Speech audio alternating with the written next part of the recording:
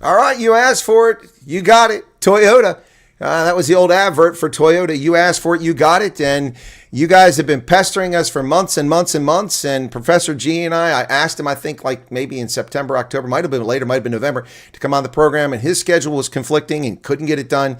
Then out of the blue in March, he said, okay, I've got some time. Can we do it? And I'm like, dude, I'm on the road this week. We can't do it this week. So then I contact him. He said, no, dude, I'm busy this week. And there's a lot of dudes going on here, but back and forth.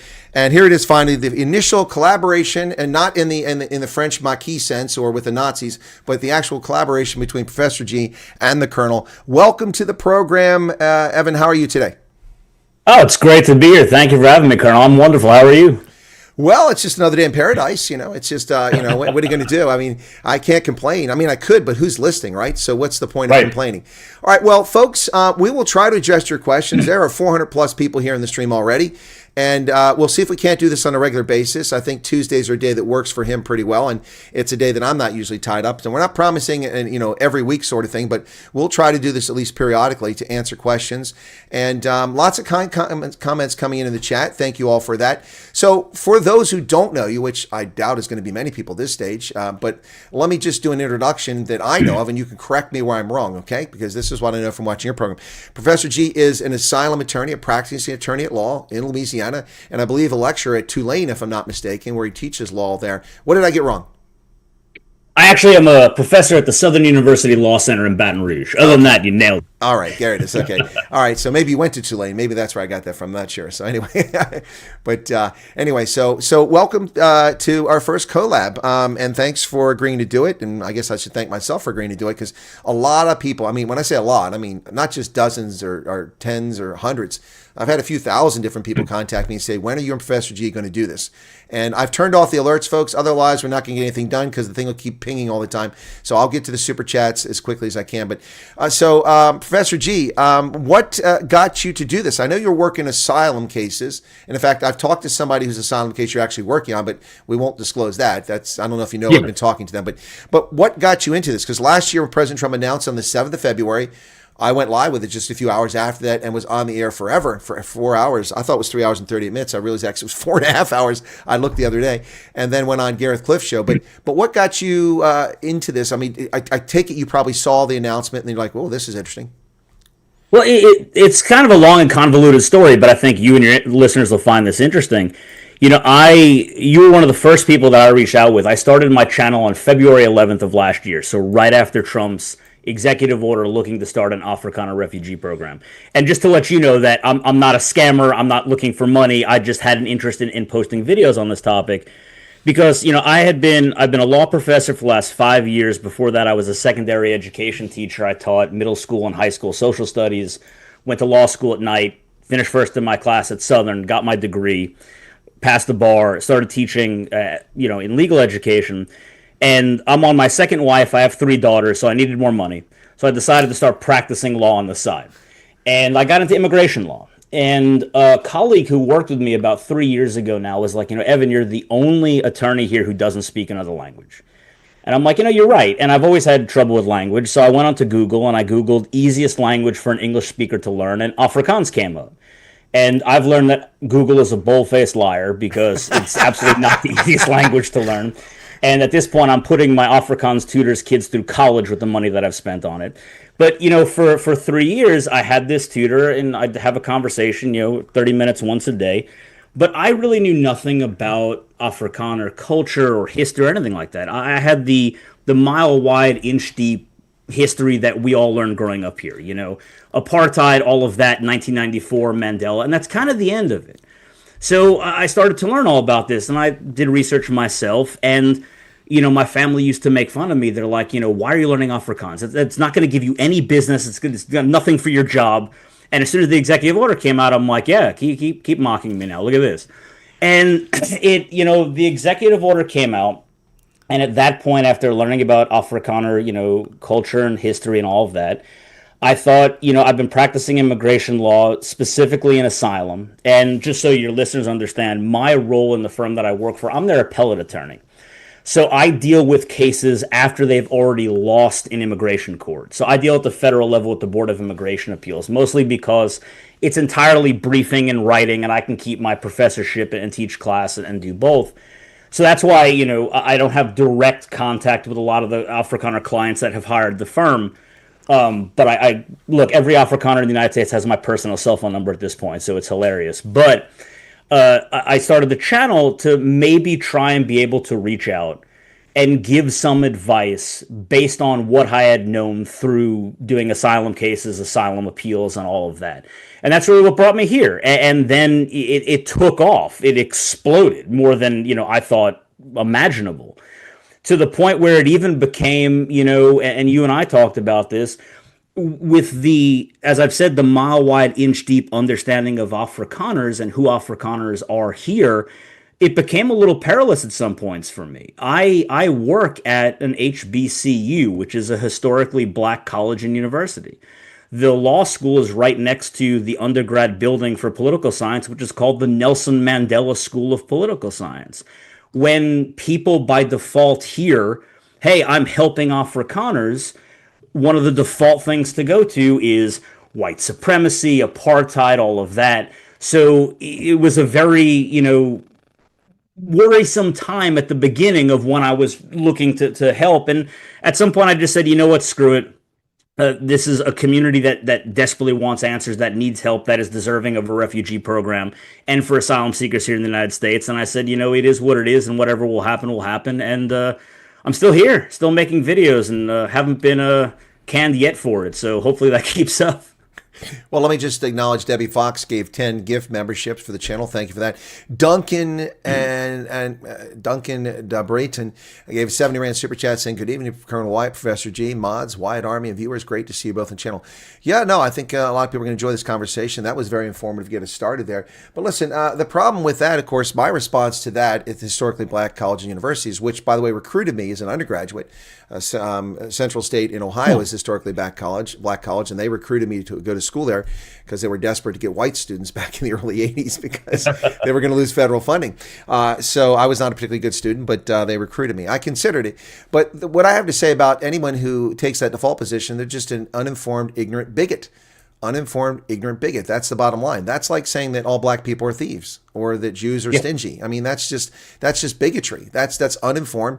Look, stereotypes exist because there's a degree of truth to stereotypes, but you got to be careful with stereotypes because stereotypes can be very insulting and dangerous. But anyway, so I think somebody asked for you to do your typical, well-known now Afrikaans effort introduction. So why don't you go ahead and say who you are in Afrikaans? All right. Goeiedag, mijn naam is Evan, ik ben immigratieprocureur hier in Amerika en ik wil jou helpen om immigratiewet te verstaan. En ik denk dat mensen wil voor ons om een gesprek in Afrikaans te hebben. Hopefully I said that right. No, that was pretty good. And I will follow that by saying, ek is Colonel Chris Wyatt, ek praat nie Afrikaans nie, and that's all you get out of me. Well, I thought it was hilarious because a few times I'd say like, jij het gesê my Afrikaans is cock. And that is true. While it is true, I do try my best. And I always thought, and every once in a while I get someone who comments on the channel, you're destroying the language, stop speaking. I found working in immigration, especially asylum law, as long as I have, it shows a level of respect when you even try to speak in someone else's language. So even though I butcher it, I still try to do it because it does show a level of respect for people's culture and traditions, and I'll continue to do it. Well, 100%. That's why I speak 6 languages, because I made the same effort everywhere I went. And so many countries I went, of course, English or German and French would cover me, so I didn't have to learn a third language. But other places I did learn language, and that's why as an undergraduate I went out and became fluent in Swahili at the time because I figured it'd be helpful. And the other thing I learned about this, Professor G, is that when you learn a foreign language, I learned this as a young person learning German, you learn a lot about a culture because language is constructed excuse me a second, I get rid of this here.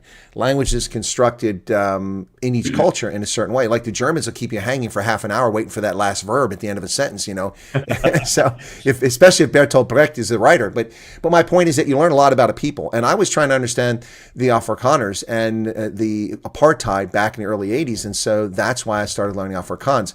But the reason I don't speak it very often is because of Ronaldo Goes, or as I prefer to call him, Ronaldo Goes, because he insults me every time I speak it. And he attacks me, so I'm not going to speak Afrikaans just because of Ronaldo. But you bring that up, it's interesting. I just finished this book. This is a great one, The Afrikaners. I have that and book. It talks about, oh, it's great. In the beginning, the cohesion around Afrikaans was what defined a lot of the community. So it's interesting to see how a language itself was, really instrumental in bringing that community together. But it's amazing how people use language against you, attack you. Not Ronaldo, I was joking about that, but attack you for your pronunciation. My second language was German. And my instructor at Fort Gordon, when I was in advanced division training for the Signal Corps, was a German spouse. And she was literally a grammar Nazi. I mean, she was, and she was death on pronunciation. So I learned how to pronounce German correctly because she made a big deal about it. And so I learned how to pronounce things phonetically where most Europeans pronounce it. So that helped me with other languages. But when I went to Germany, I was forced to retake the same course. And everyone in the class thought I was a genius because I got everything right. Well, it's because I'd had a grammar Nazi at Fort Gordon who made me learn German. But what I learned about that is that the importance of pronouncing it as best you can, as close as you can. And that's one reason why I really don't speak the Afrikaans, because my accent is not very good. I sound like a German when I speak Afrikaans, and I hear that all the time. It gets annoying at some point, and I appreciate it. But no, it's when you try to learn another person's language, it shows respect. But also, there's other languages I'm familiar with, but I don't speak. Like for instance, I don't speak Zulu, but I do know Sawubona, which means literally I see you. Hello, I see you. And I use Sawubona, and I got these racist black supremacists attacking me 6 years ago, going, "Oh, he claims to speak languages, and all he knows is Sawubona." And the guy even called it the wrong language. He didn't call it Zulu. It comes from Zulu. He called it some other language. And I was like, oh my gosh, Anyway, all right, so that's how you got into it. And folks know how I got into covering this stuff. But my channel does a lot more than just the refugee stuff, which I think people lose sight of sometimes. But let's go ahead, and we're not really getting many questions here so far. People are just saying nice things about us. I mean, maybe we should keep up with this. They keep saying nice things about us. Right? I'm all for being flattered. So yeah, keep it up.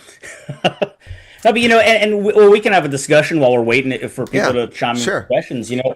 The refugee program since the beginning, and I know you've seen this as well, it's been very confusing. When I've mentioned or talked at length about how asylum, and there was that confusion at the beginning of convoluting asylum with the refugee program. And you were very quick to make sure people understood the difference. But even from the beginning, definitions of terms, people using the term discrimination instead of persecution. Yep. And that the courts differentiate that the discrimination is by definition not persecution. And getting the definitions out and people to understand it.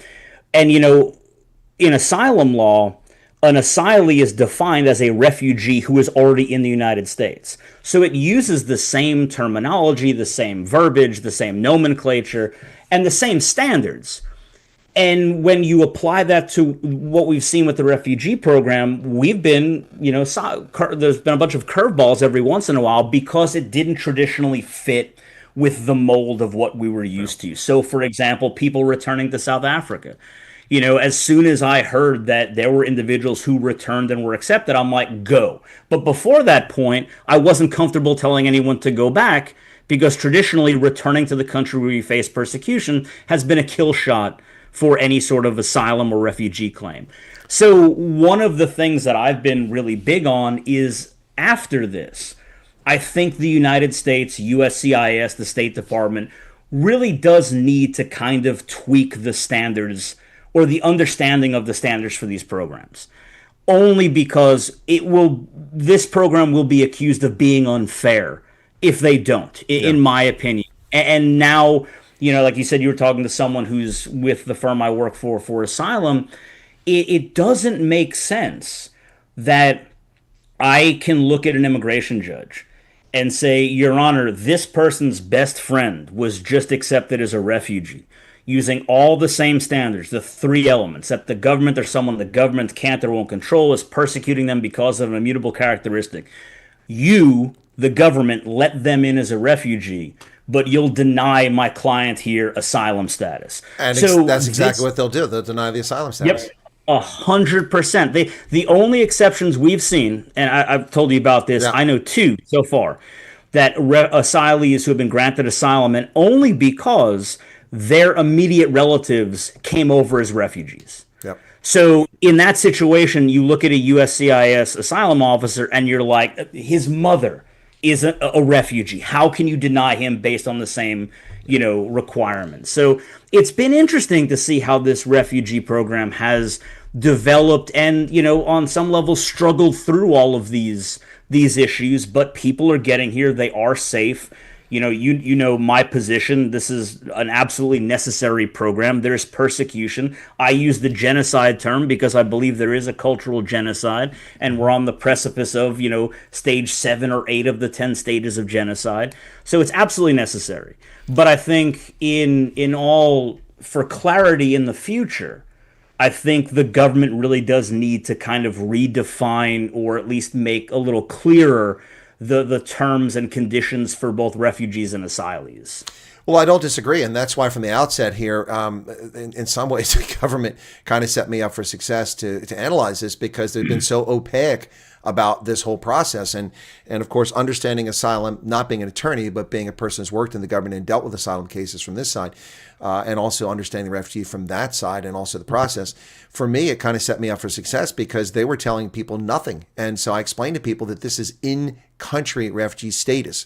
Refugee status. It's not traditionally what's viewed as a refugee, and we've done it before. We did it in Bosnia and Herzegovina. We've done it in Cuba, but most people don't have that. Most people don't have that background. They don't know about that. So I try to explain to people, and that's why it's important. But people are like, "It's unfair. We have to pay all this money to go to Pretoria." I said, "Well, that may be unfair, but that's the reality of it because this is a unique situation. If you were in Cuba, you would have had to pay the money to get to wherever the meetings were in Havana. If you're on the other side of the island, if you were in Bosnia, if you weren't in Sarajevo and you're in Tuzla, you'd have to get there on your own. You have to go back and forth." The difference is if you're a Somali refugee in the Dadaab camp with 650,000 refugees in Kenya, the UN is there. They do a lot of this processing. They prep all this stuff, which the UN is not doing now. We're doing all this. And then the US shows up and they just do all the stuff right there. So you just have to walk to the place, So that may be unfair, but that's the reality. And so if you want this, you got to want it. And, I remember when this first started, it was so frustrating because I got this, well, I don't have money for passports and like trying to blame me. I don't need to do it with passports. I don't even care if you have a passport. and the U.S. government doesn't care either because if you're a Somali in Kenya, you're not going to have a passport. The UN or the United States will issue a travel document so that you can get through Kenyan immigration to fly to the United States. But we can't do that in South Africa because the South African government's not going to recognize that. They're going to demand a passport. That's a South Africa constraint. And people want to hear what they want to hear. So let me get to a couple super chats real quick because they come up here. Sure. Hadida to Eagle gave $350, said, I applied via PRM and statement of interest. My son was 19. Interviews were in October, so that would have been before the intake questionnaire. So according to the embassy website, Hadida should not have done an intake questionnaire. You followed their advice, okay. And we've been waiting ever since. We might be here when my son turns 21 in August. Will they further delay our case to interview him separately? Well, in theory, yes. But in practice, I don't know because we've seen it go both ways. I've seen it where people have an adult who turned 21, was already on their case, and they came over, even though he came over after he was 21. And I've also seen it where they had an adult who was 20 but not living with them, and they said they got to do the case separately because they're an adult. So I don't know the answer on that, Hadida. I don't know, Professor G, if you have any insight. That's been my experience. It's gone both ways. No, and same thing. I've had testimony that both things have happened. And one of the points that I've tried to make to some of the few emails that I have been able to respond to is I feel terrible because we don't always have answers. And one of the unfortunate things is the only entity that has the answers is USCIS. And unfortunately, I know the answer of you just have to be patient and wait and see, or when you go to these interviews or you go when you have a point of contact to ask them directly, it's incredibly frustrating. But sometimes that's all we have. Because we have seen it go both ways with children aging out and being over 21. We have the issue right here, right now. We have some children of refugees here in the United States who are now over 21. And I get emails going, hey, can they adjust status through us as a refugee? Well, if they were under 21 at the time they applied, absolutely. So there are little nuances to all of this. And when we get these questions, sometimes the only person that can answer it is the U.S. government itself. Yeah. And that's just the way it is, unfortunately. And unfortunately, they don't answer the question. That's the problem. Yeah, it's a challenge. But I mean, as we've discovered, my contact with Angie Salazar of ORR, they have some problems. And since she became the director in September, she's been identifying these problems, and they're trying to come up with solutions. But that's on this end. That's not on that end. On that end, that's USCIS. On this end, it's ORR. So I don't know I have no insight into USCIS and no contact with them.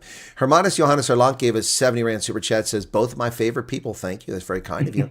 And then let me get a few more. There's several came in here. Hadidus says, is the USCIS pause affecting South African refugees 140 Rand? There is no pause. What are you talking about? USCIS is not paused. There's no pause. There was a government shutdown. Then there was a reset that took place from 23 February till the 8th of March, and then travel starting on the 9th of March.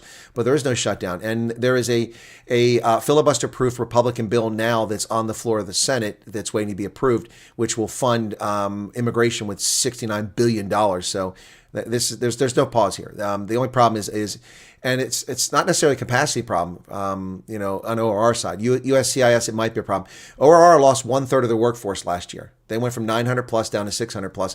And I asked Angie Salazar directly, is that a reason for your having challenge? She said, no, it's not a question of personnel. It's a process issue. Things are broken here. They've been broken for a long time. Con de Bruin gave 35 rands to subscribe you both. Thank you for what you're doing. Thank you for that. Then we've got Arno Victus says, I know there are no tents in the Colonel's lawn, so is there a place in Professor G's? Before you try to go to Louisiana, let me tell you something. It is hotter than hell in Louisiana. The humidity will cook you, and you're going to have to eat crawdads if you go down there. But 70 rand. Thank you for that, Arno.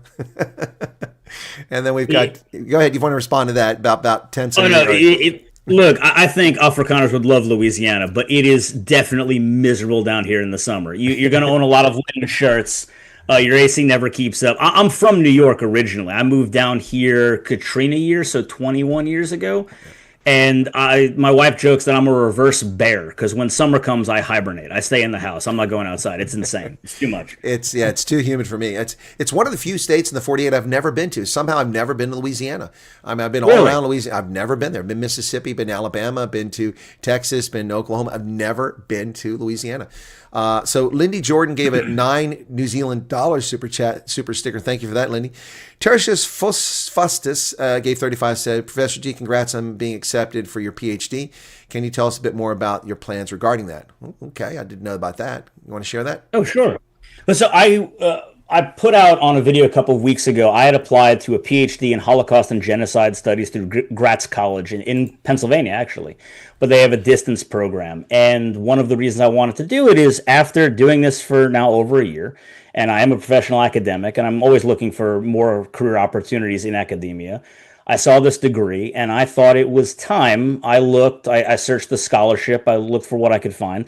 There is absolutely a knowledge gap or a scholarship gap when it comes to published articles on the Afrikaner's perspective on what's going on in South Africa. When you hear the word, President Trump says genocide and you hear persecution, there is, of course, academic scholarship trying to prove there's not. There's not a lot trying to prove it. There's data from AfriForum and other groups like that, but that data hasn't been really, from what I can see, coalesced into academic scholarship. And that's the purpose of a PhD program, is to produce new scholarship. So I decided to go down this path and, like I said, run the risk of being called names for doing it, but it is what it is. And it was interesting because during, the interview for it, we had this discussion about how there is sometimes fear of looking into different areas of academia and publishing works because of the optics of it. So I think they were very, into and respectful and admired what I was trying to do, and I was accepted into the program, and it'll start in October. So hopefully that will go well, and I will be able to produce scholarship on this situation, let people know about it, and justify things like a refugee program and things like that. So I appreciate the thanks. That's pretty cool. I don't usually follow the leader. I don't usually copycat people, but I've looked at PhD programs at Leeds and also the School of Asian and African International Studies in London. Considered that, but I didn't really want to make a move to the Anglo-Celtic Caliphate right now, so I'm kind of backing off of that. But that's. So look, I I have an ulterior motive as well. I owe a lot of student loans from law school, and I found that as long as you're still taking classes, you don't have to pay on them. So I'm just going to be a student until I'm like 70. Called in-school deferment. I've gone through that because I left college after 1 year in '83, went in the Army, had in-the-service deferment, went back to college, got in-school deferment, and then finally started paying back my loan from '82 and 1989 quite a bit later. So I get that. But the other thing for me, too, is that I have education benefits. I get 10 years to use them. It's been 6 years since I retired. And I have education benefits that are quite generous. And so I probably ought to look at a PhD program because 3 master's degrees don't equal a PhD, unfortunately. So so maybe I'll follow you on that. That's interesting. But Michael Rossi gave 40 Rand, says, any risk if GOP loses midterms? Absolutely no risk whatsoever. People don't understand our political system. First off, let me just paint a picture, and Professor, you can weigh in on this when I paint it. Mm-hmm. So here's the deal. If the Republicans lose the House and the Senate in November, in January, the Democrats take control of both bodies. What are they going to do? Pass a new Immigration Nationality Act? And will they have enough votes in the Senate to overcome the filibuster, which is still in effect right now? No, in either case. And even if they do that, they'll send it to the president. The president's not going to sign that into law. Therefore, it gets vetoed. It goes back to them, and then they have to override his veto. They're not going to get 2/3 of the House and or Senate to vote to override the president on an immigration issue when 70% of Americans are pissed off about immigration in this country and about refugee stuff. So that's not going to happen. The Congress has no control over this. They passed a law which a president signed, Carter, in 1980, and that's the law of the land. The policies that come out under that are up to the president and to the State Department and Department of Homeland Security. That's who administers these programs. So it doesn't matter. This program will only change if Trump decides it's going to change before he leaves office. And if something were to happen to him, J.D. Vance becomes the president. We have no indication whatsoever that he would change his opinion on this program. So it will stay at least until they came in 2020 until 2029. This program will be here. I think I got it right. And then it depends who wins the election after that. When the next election comes in, the Democrats could turn the floodgates back on and take refugees from anywhere in the world that claims a refugee, and they could turn off the South African program. But this program will be here for the foreseeable future. What happens in November has no impact whatsoever on whether we're accepting refugees. And also the cap, we'll get with that real quick. We're on a fiscal year, so 1 October, 30 September. As I've said all along, the cap doesn't matter. Stop navel gazing about it. Stop freaking out, because administrations find ways to overcome it. They go around it. They either use temporary protected status or they'll use humanitarian relocation, things like that. So the cap, and in this case, Reuters has reported recently that, in fact, officials in the Trump administration have decided to up the cap. I told people it's not written in stone, and nobody believed me. And I got called a liar and all this other stuff by haters on the internet. But look at this. They're on the verge of raising it from 7,500 to 17,000. All right. Anything you want to weigh in on that?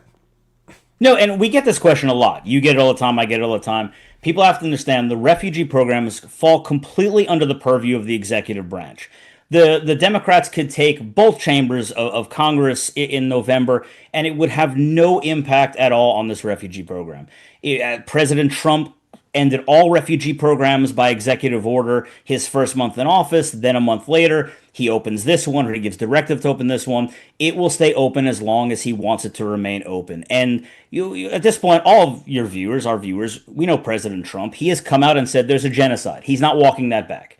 So he clearly believes there is a need for a refugee program. It is not going to go away unless the Republicans lose the next election. And then there is, you could say at that point, there would be a legitimate concern for the next executive to end the refugee program.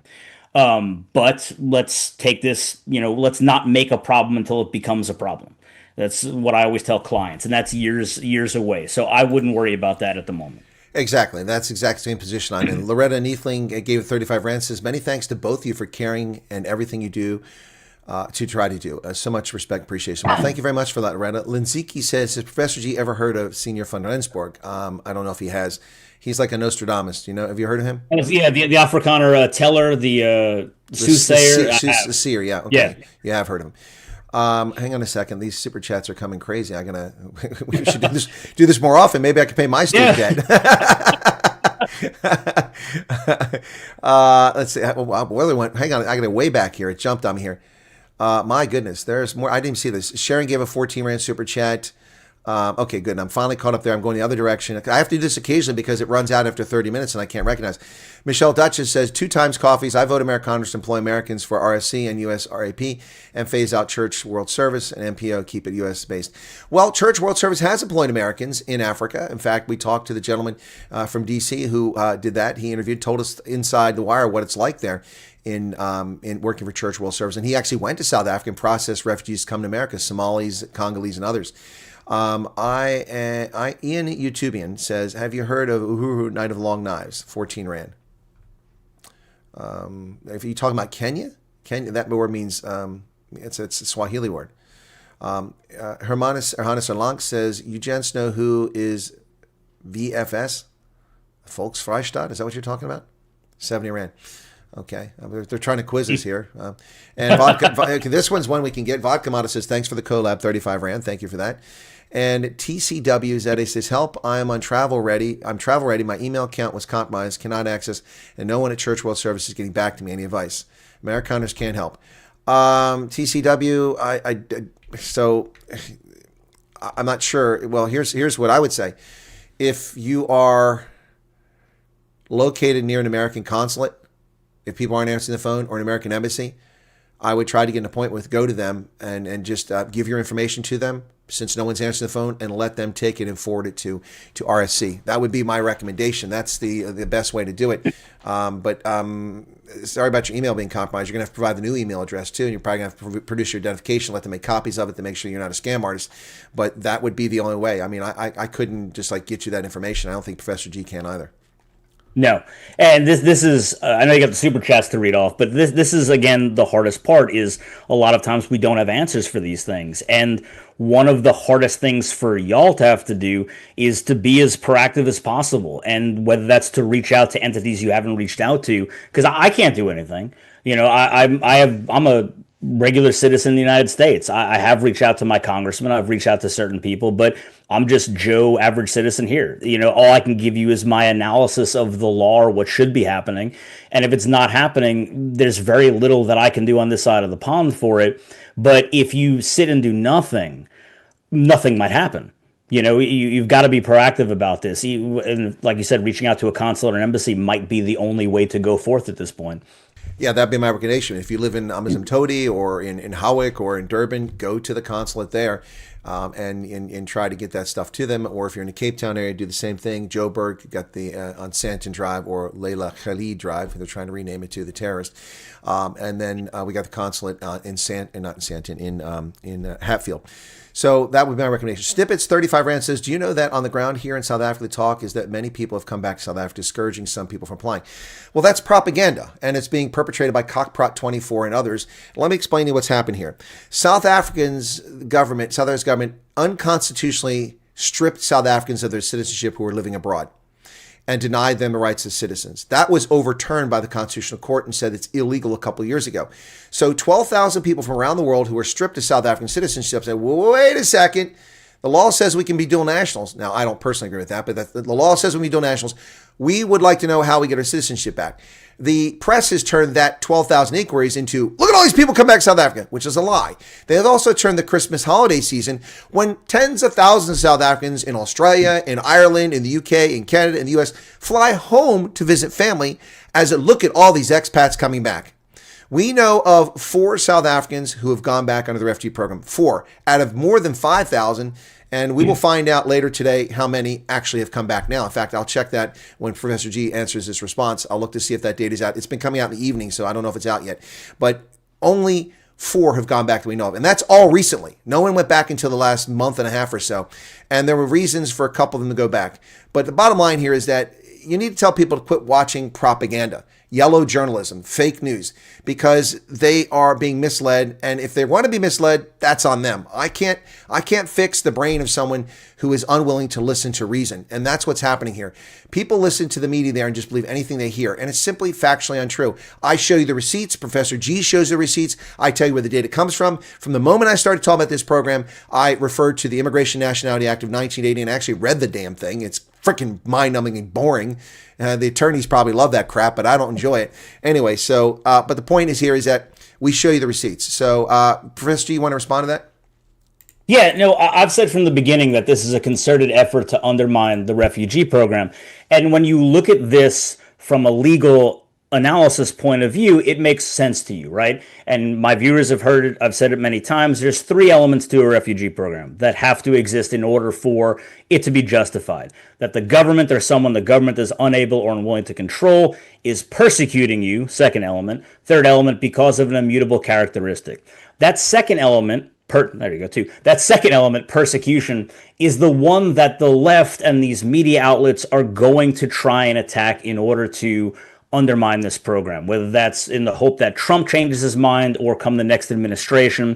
Because what will be said, if let's say a Democrat gets in office, is they'll say there's no persecution in South Africa, therefore there's no need for a refugee program, close the door. The quickest way that I have said that these programs are undermined, that you undermine the fear of persecution, is people returning to the country where they claim to fear persecution. So clearly this is an effort by the left, by these media outlets to show or to attempt to prove that there is no persecution, but they leave out what Colonel Wyatt was saying, that this is a lot of people who lost their nationality, who may have an opportunity to reclaim that and return.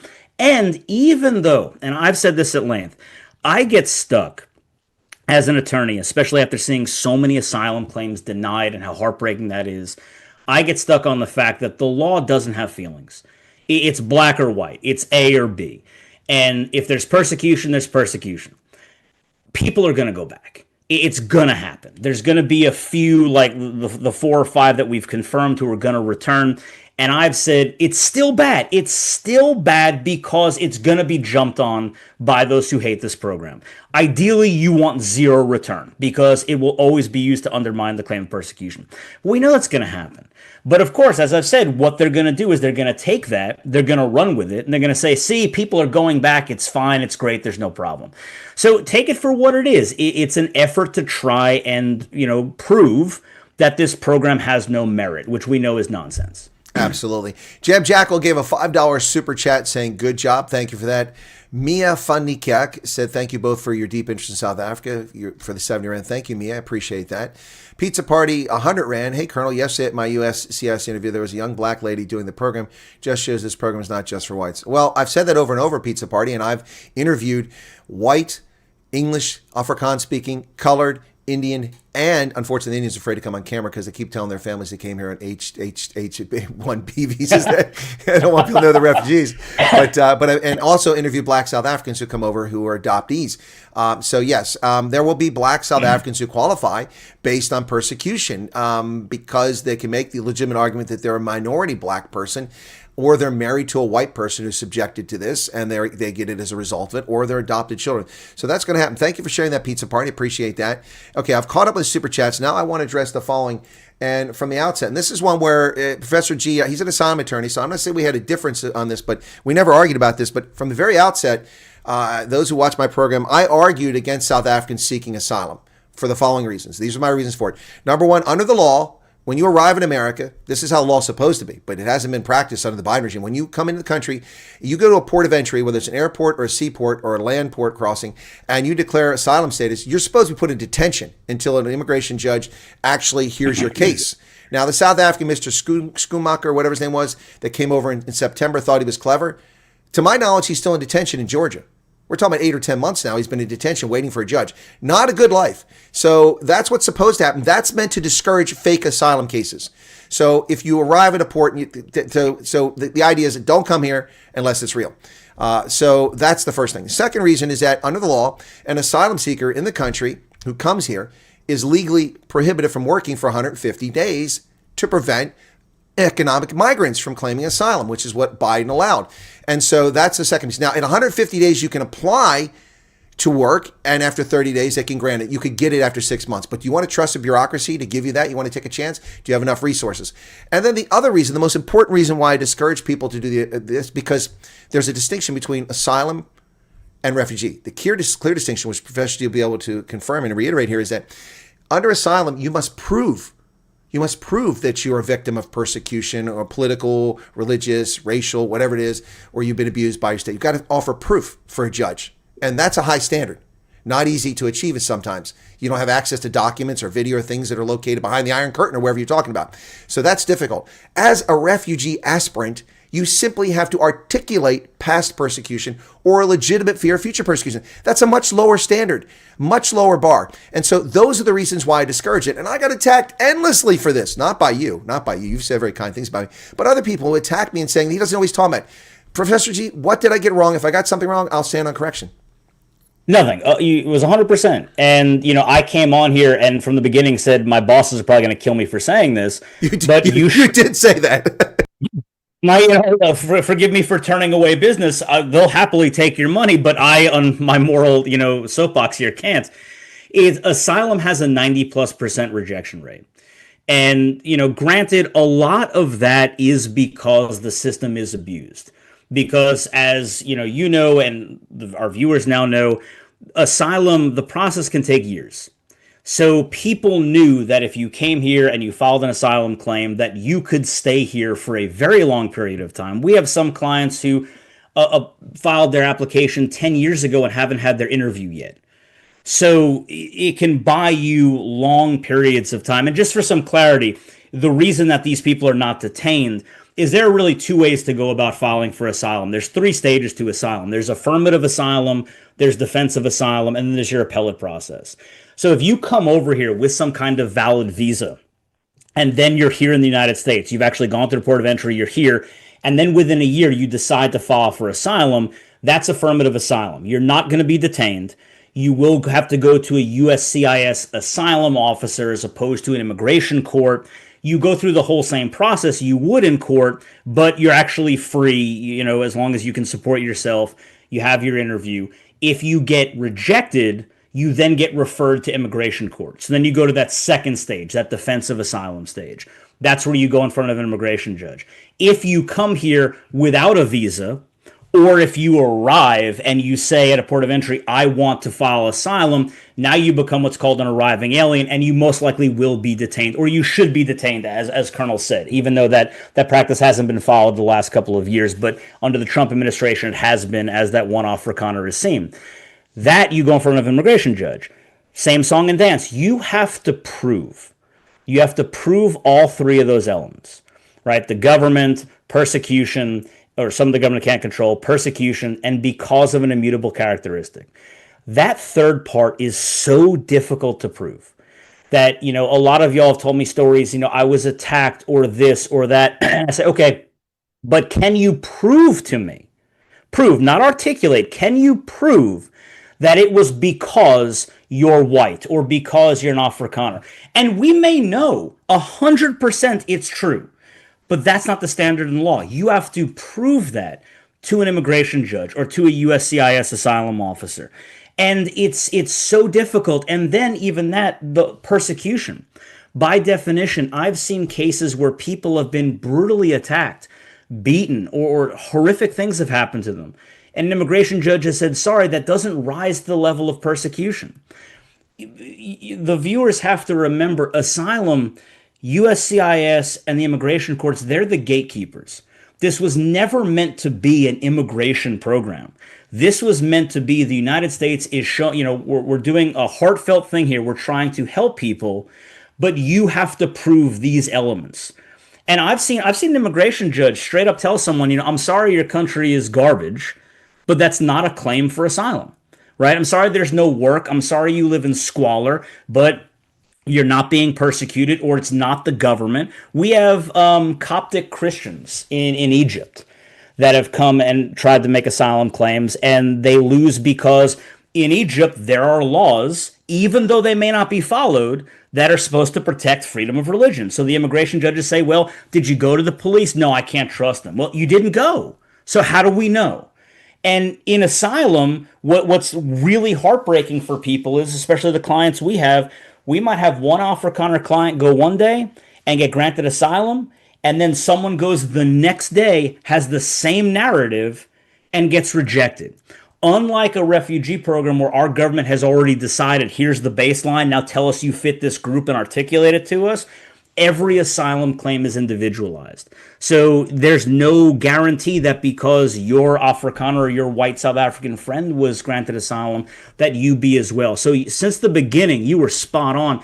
Asylum, when you have an open refugee program, asylum is not the way to go. The only confusion that came from my end, or my concern, was, do you go back? Yeah. And I asked. I went to other academics. I went to other immigration attorneys. One of my good friends who I grew up with in New York is a practicing immigration attorney. And I said, dude, do they go back? And we're all like, no, that doesn't make sense.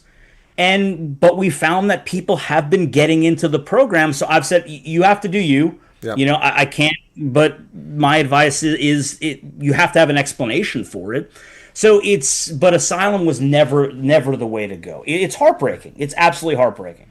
Well, and that was the fourth reason, which you touched on, because most cases are denied. I looked up previous few years when this topic came up last year, and there have been 95 South African cases that I saw that went through the courts, and only 11 were accepted, I believe, as asylum, which was actually higher than I expected. But yeah, it's not a good path for so many reasons. It's unfortunate. So I want to talk about something, but it just slipped right out of my mind. Hopefully it'll come back to me here shortly. But let me hit some of this other stuff in the chat. Hercules Dutoy became a member. Thank you for that. IN YouTuber says, please look up Uhuru Knight of Long Knives prediction of white genocide in South Africa about 100 years ago. Appears to be an accurate prediction. Yeah, well, I've been calling it a cultural genocide for a long time, as they've stamped out Afrikaans at Stellenbosch University. They've removed Afrikaans from virtually every curriculum. They have renamed places that did not exist, that were settled by Afrikaners and named and built by Afrikaners, like Nelspruit and Pretoria, to these mythical names that make no sense. That's a cultural genocide. They're trying to destroy every element of the language and the culture, and that is a genocide. Now, as ProfG was alluding to, the levels of genocide have been identified by academics. I mean, to where you get to where you're just like slaughtering people. It's actually pretty close to that in South Africa at this stage. But it's a very, very politically charged term. And when I report on things, I try to be as objective as possible. But I have no equivocation whatsoever with saying there's a cultural genocide to destroy Afrikaans as a language and a culture in South Africa by political authorities. That's their goal, and they make no bones about it. By the way, Sandy Rautenbach said she'd love to come to Louisiana because she loves Senator Kennedy. Oh, he's hilarious. If viewers, if you haven't looked up Senator Kennedy, look him up. He's a class act. He is absolutely hilarious. He is hilarious. Lindy Jordan became a member. Thank you for that, Lindy. I appreciate that. And then Snippet says, do you think the South African government will eventually interfere when they see their taxpayers heading to the sunset? Well, yes, I think that they already do that, either through ineptitude at Home Affairs offices, not issuing documents and passports, or will they eventually try to turn the pipe off? But the thing is that the flow of refugees so far is still less than the South Africans who abandon the country every single day of their own volition and go to the UK, Australia, Ireland, Japan, France. It's 80 South Africans per day who are talented human capital leaving. So I think that that's a ways off that they're going to do that. But there was a question about, do you want to respond to that real quick? Oh no, you can go to the next question. Okay. Yeah, there was my thought process came back, but then I lost it again answering that question. Senior moments, man, are kicking it left and right. So just so many topics here I'm trying to cover here. Yaku Schultz says, connect with Operation White Cleanup. Okay, thank you for 35 Rand, Yaku Schultz. Bitter Enders has been a member for 12 months. Thank you. Over a year, the best interviews and news. Thanks. You're very welcome. Thank you for your membership. Do appreciate it. And Just Cool Stuff with CC says, 100 years from now, our children will tell the story of Colonel Wyatt and Professor G, two people who gave so much and cared so deeply. 70 Rand. Well, thank you so much for that. That's very kind of you to say. I think what the issue I want to talk about was about the unabridged birth certificate. That's what it was, because a lot of questions came up about 10 minutes ago about that. Okay, when this thing started last year, aside from people complaining they didn't have money for passports, which went on forever, then it was about the unabridged. And I'm what the hell is an unabridged birth certificate? I've never heard of such a thing. And who has an? What is that? Does that mean like paper isn't connected in the middle? You have to tape it together? No, seriously. So nobody has this nonsense. That's some stupid stuff that South Africa created because they're ineptitude with bureaucracy. So normal people in normal countries have birth certificates. Okay. Now I've said from the outset, and this is another reason I got attacked by know-it-alls that know nothing. They attacked me because I said that you do not need an unabridged birth certificate to come through the refugee program. You need a passport to get out of the country, but you don't need the unabridged birth certificate. That's not necessary. The U.S. government looks at a passport, unless it's a fraudulent one, as equivalent of a birth certificate for entry to the country. So that's not an issue. But when you apply for a green card, permanent residency, which you are required to do at the 12-month point, you are required to produce a birth certificate with your parents' names on it, if you know who your parents are. Okay? They're not going to take this unabridged stuff. However, every process has exceptions and waivers. And the example I gave, and I got attacked, even though I stated the example right in the time I mentioned this repeatedly, is Erica, my friend, who is from Katanga in the DRC. Her parents were Belgian. She was born there. It was Katanga. It was a separate independent country. There were no birth certificates issued in Katanga when it broke away. She, as a refugee, came to South Africa as a child. She has no birth certificate. Obviously, the U.S. government is going to look at that, and when she applies for permanent residency, they're going to make an exception. She'll probably have to get an affidavit of some sort from an attorney or something like that. But I got to tackle this. So folks need to stop stressing about unabridged birth certificates. Get your passport. If you got your passport and it's valid, get your bum over here if you're in the program. And then, if it comes in the mail, you got someone you can trust, collect it or whatever, and send it to you through DHL or something like that.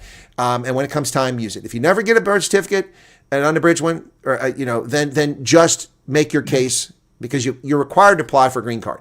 If they don't give it to you because of that, you still have refugee status, you're not going to be kicked out of the country. I think that's the unasked question here, Evan, is that a lot of people think because they don't have a birth certificate, when they apply for the green card, they'll be denied the green card, which is possible, but then they'll be kicked out of the country. You're not going to be kicked out of the country as long as the underlying basis for your refugee status remains valid, 145 race-based laws, and you haven't defrauded the U.S. government. If you've done that, or committed serious offense. But even serious offenses, ask Mel and Pete about offenses. One is sitting in detention in California. The other is in Colorado. So anyway, any thoughts on that one? Yeah, but before I forget, let me touch on the refugee returning thing, because that's important. You have to understand, and I've talked about this at length too, there's something called the non-refoulement principle. Yeah. Unless you are a threat to the United States, you break the law, or you violate one of the things that would have been an original bar to you becoming a refugee, we are not going to send you back if you have refugee status, as long as the conditions that necessitated the creation of a refugee program still exist. It's called non-refoulement. So as long as President Trump continues to hold by his position that there is a genocide in South Africa, no one is going back. So even if for some, and getting rejected for a green card is so rare. It is ridiculously rare. It very rarely happens as long as you do what you have to do. You file your 485, all of that, and I'll talk about the birth certificate in a second. It's not going to happen. So I really wouldn't stress about that. And again, nothing's a problem until it becomes a problem. But until President Trump, the chief executive in charge of the executive department that controls this executive program, decides that conditions have fundamentally changed, no refugee is going to be sent back. And then once you become a lawful permanent resident, you're no longer a refugee.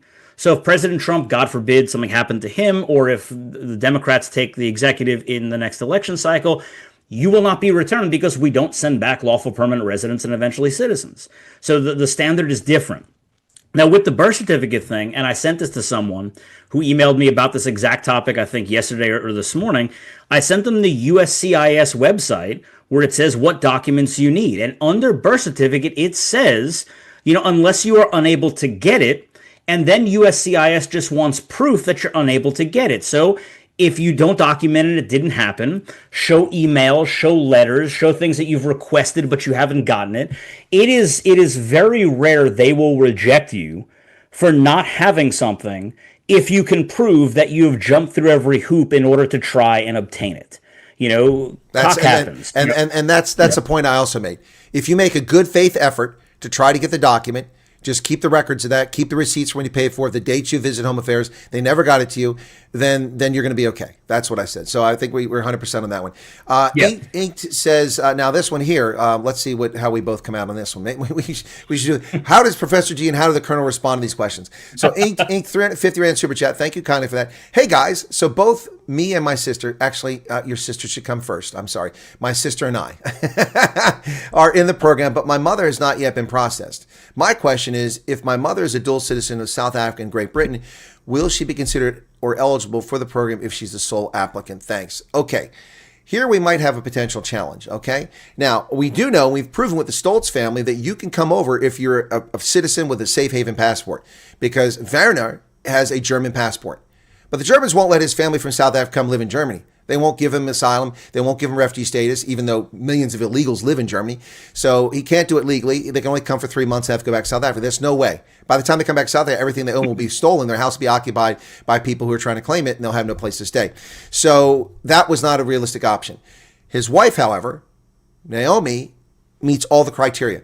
The application, she was a primary applicant, they got it. So that's a case of a safe haven passport, because I told people from the very outset, USCIS doesn't break families up. And families aren't your cousins and your nephews. No, your family is your immediate nuclear family. Okay, your adult children are not your family. I'm sorry if that hurts your feelings, but from a legal standpoint, your 27-year-old is not a child. I know you may treat him like a child, but he's not a child. And I know I'll use the stereotype about Jewish kids, sons living in their mother's basement, but that's a very... But the point here is that your nuclear family doesn't get broken up. So if you have a safe haven passport, because someone said to me, my wife has a Thai passport, that's fine, as long as you qualify. Now, in this situation, if she's the only applicant, there might be a problem here because they might say that, well, the UK is a safe haven, they can go there. I'd like to get your thoughts on this because this is a little on the edge. My advice would be she's applied for it, but I can't promise her it's going to be the right outcome. Now, and here's the problem. Go back to, like I tell law students, the law, people laugh at this, but it's true. The law generally makes sense, right? If you think of the reasons this program exists, it's not an immigration program. It is a lifeline to help people escape that persecution. In theory, if you are a dual citizen and you have the ability to go to another country, then the U.S. government is going to look at you and say, well, why don't you go there? Not that we don't, I hate to sound crass, but we don't want you, I mean, we have our own issues. We have our own problems. We have U.S. citizen first sort of issues, but there are other ways to come here. If you need to flee, because remember that persecution is extreme levels of conduct where you would be willing, and I cite the Ninth Circuit all the time, that says difference between persecution and discrimination is you're willing to tolerate it, even though it might suck. But persecution is I'm willing to go anywhere, regardless of whether or not they're going to give me relief because I can no longer stand to be in my country. So the U.S. government looks at that definition of persecution and says, if you're a citizen of Germany, then you need to go to Germany. The exception to that is what Colonel Wyatt said, is that if you are married, as long as the primary is not a dual citizen, then you can be accepted into the program.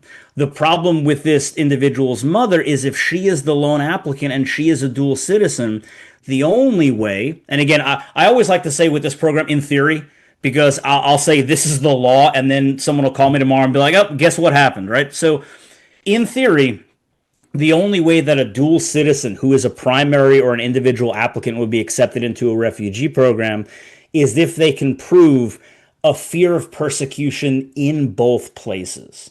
And even though it sounds harsh, you might argue, I don't speak German, or I have no family there. My parents just happen to be German and I have a citizenship. The U.S. government is coldly going to say, okay, but this is not an immigration program. You are a citizen of country B.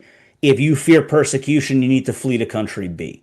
So that's really the unfortunate situation with dual citizens who are individual applicants. But in this case, don't lose all hope. There might be a possibility if your family's granted because your mother and the persecuted in South Africa, it may be a practical reason that she comes to states. So that's possible. We don't know. I mean, we know what the law says, but there are exceptions to it. Now, here's where'd this question go? So Waving Hunter said, why do you think the green card lottery stopped? I'll tell you why it stopped. Because it's retarded. It's retarded. Why the hell should we let people come to this country just because someone put their number out of that? Woo! You got. It's like what's that? Cracker Jacks, a secret toy surprise inside. That's not a way to pick people to live in your country. You get riffraff that way. You get good people, but you get a lot of riffraff. What a retarded way. What an absolutely retarded way. The green card lottery was set up to divide this country socially and religiously and by ethnicity. It was designed to destroy this country by leftists. That's my take on it. This is bullshit. This is the first time I said it in this whole conversation. It's bullshit. It was long overdue. We let people come to this country, had no business coming here. Now, most lottery winners have come here and have assimilated and become great people, but what a stupid way to pick. The Canadians get praised by the economists. All that, look at Canada's incredible immigration system. They only take doctors and lawyers and dentists and attorneys. Why do they take attorneys? We're trying to sink them in the ocean. No, nothing personal. Nothing personal. Nothing taken. But I mean, they take professionals. They all the riffraff, all the lower caste of India. They're not in Canada. All the Indians in Canada are wealthy professionals, nobody else. And they're praised for that. We took the dregs of the world and the professionals, but it's a stupid way to let people come in your country. That's my take. Professor G, green card lottery. I agree. It's a dumb system. And, people have to remember, the U.S. citizenry gave Trump a mandate, and one part of that mandate was to reform this immigration system. That's why day one, he stopped all refugee programs. And a lot of the problems we see with the South African refugee program, is the stuff he was trying to nip in the bud and stop. But if we want the Afrikaner, the South African refugee program, we needed to get it moving. But you see the problems that are, entrenched in these systems. There's no, it's a lottery. What's the point of that? That makes no sense. It doesn't better our economy. It doesn't better, anything that we have going on. It's random chance letting people come over here. So the system was dumb. It needed to go. Absolutely, 100%. So Reddick, been a member for 49 months. Man, that's over 4 years. My math is pretty good. 4 years and one month. He says, two of the best people on YouTube. You're both are great. Thank you so much for that, Reddick. Jesse Babyborn says, thank you both for everything you do. 14 Rand. Thank you so much for that. Lucinda Boshoff, 14 Rand. I mean, UBM. I'm not sure what she means by that. By the way, I'm trying to read other things here too, folks, but there's a lot of chat, and that previous one about the lottery was not a super chat, so don't think that we're ignoring the things that aren't super chats. It's just, I've got to get through a lot here. Jarethra, member 15 months, loves and respect to both of you. Thank you. Mark Mendes says, I'm looking for some insight. I have a parent that has citizenship in Europe. I was requested to get proof from that embassy that I'm not a citizen. Okay, I'm not sure how that works. Approach the embassy. Is it German or UK? And I don't know how they do that. Have you ever heard of that? Maybe in the asylum world you have to. I don't know. How do you find out that you get proof that you're not a citizen? That's weird. No, yeah. How do you prove a negative? Yeah, that's weird. No, that doesn't make sense at all. I would think that they would have to prove in the affirmative that you are a citizen somewhere. So it seems weird. I'm not sure about that. Loretta, 35 Rand, Professor G, this might be a stupid question, but roughly how much does it cost to legally immigrate? Well, immigration is different than asylum, but I'm sure that he's clued in on that. Immigration, I'll answer before he does, can be very expensive. We're talking 15, 20, 25, 30, 35, $40,000 through attorney's fees and application fees and all that stuff to come here. I mean, that's why it's not easy. Professor G?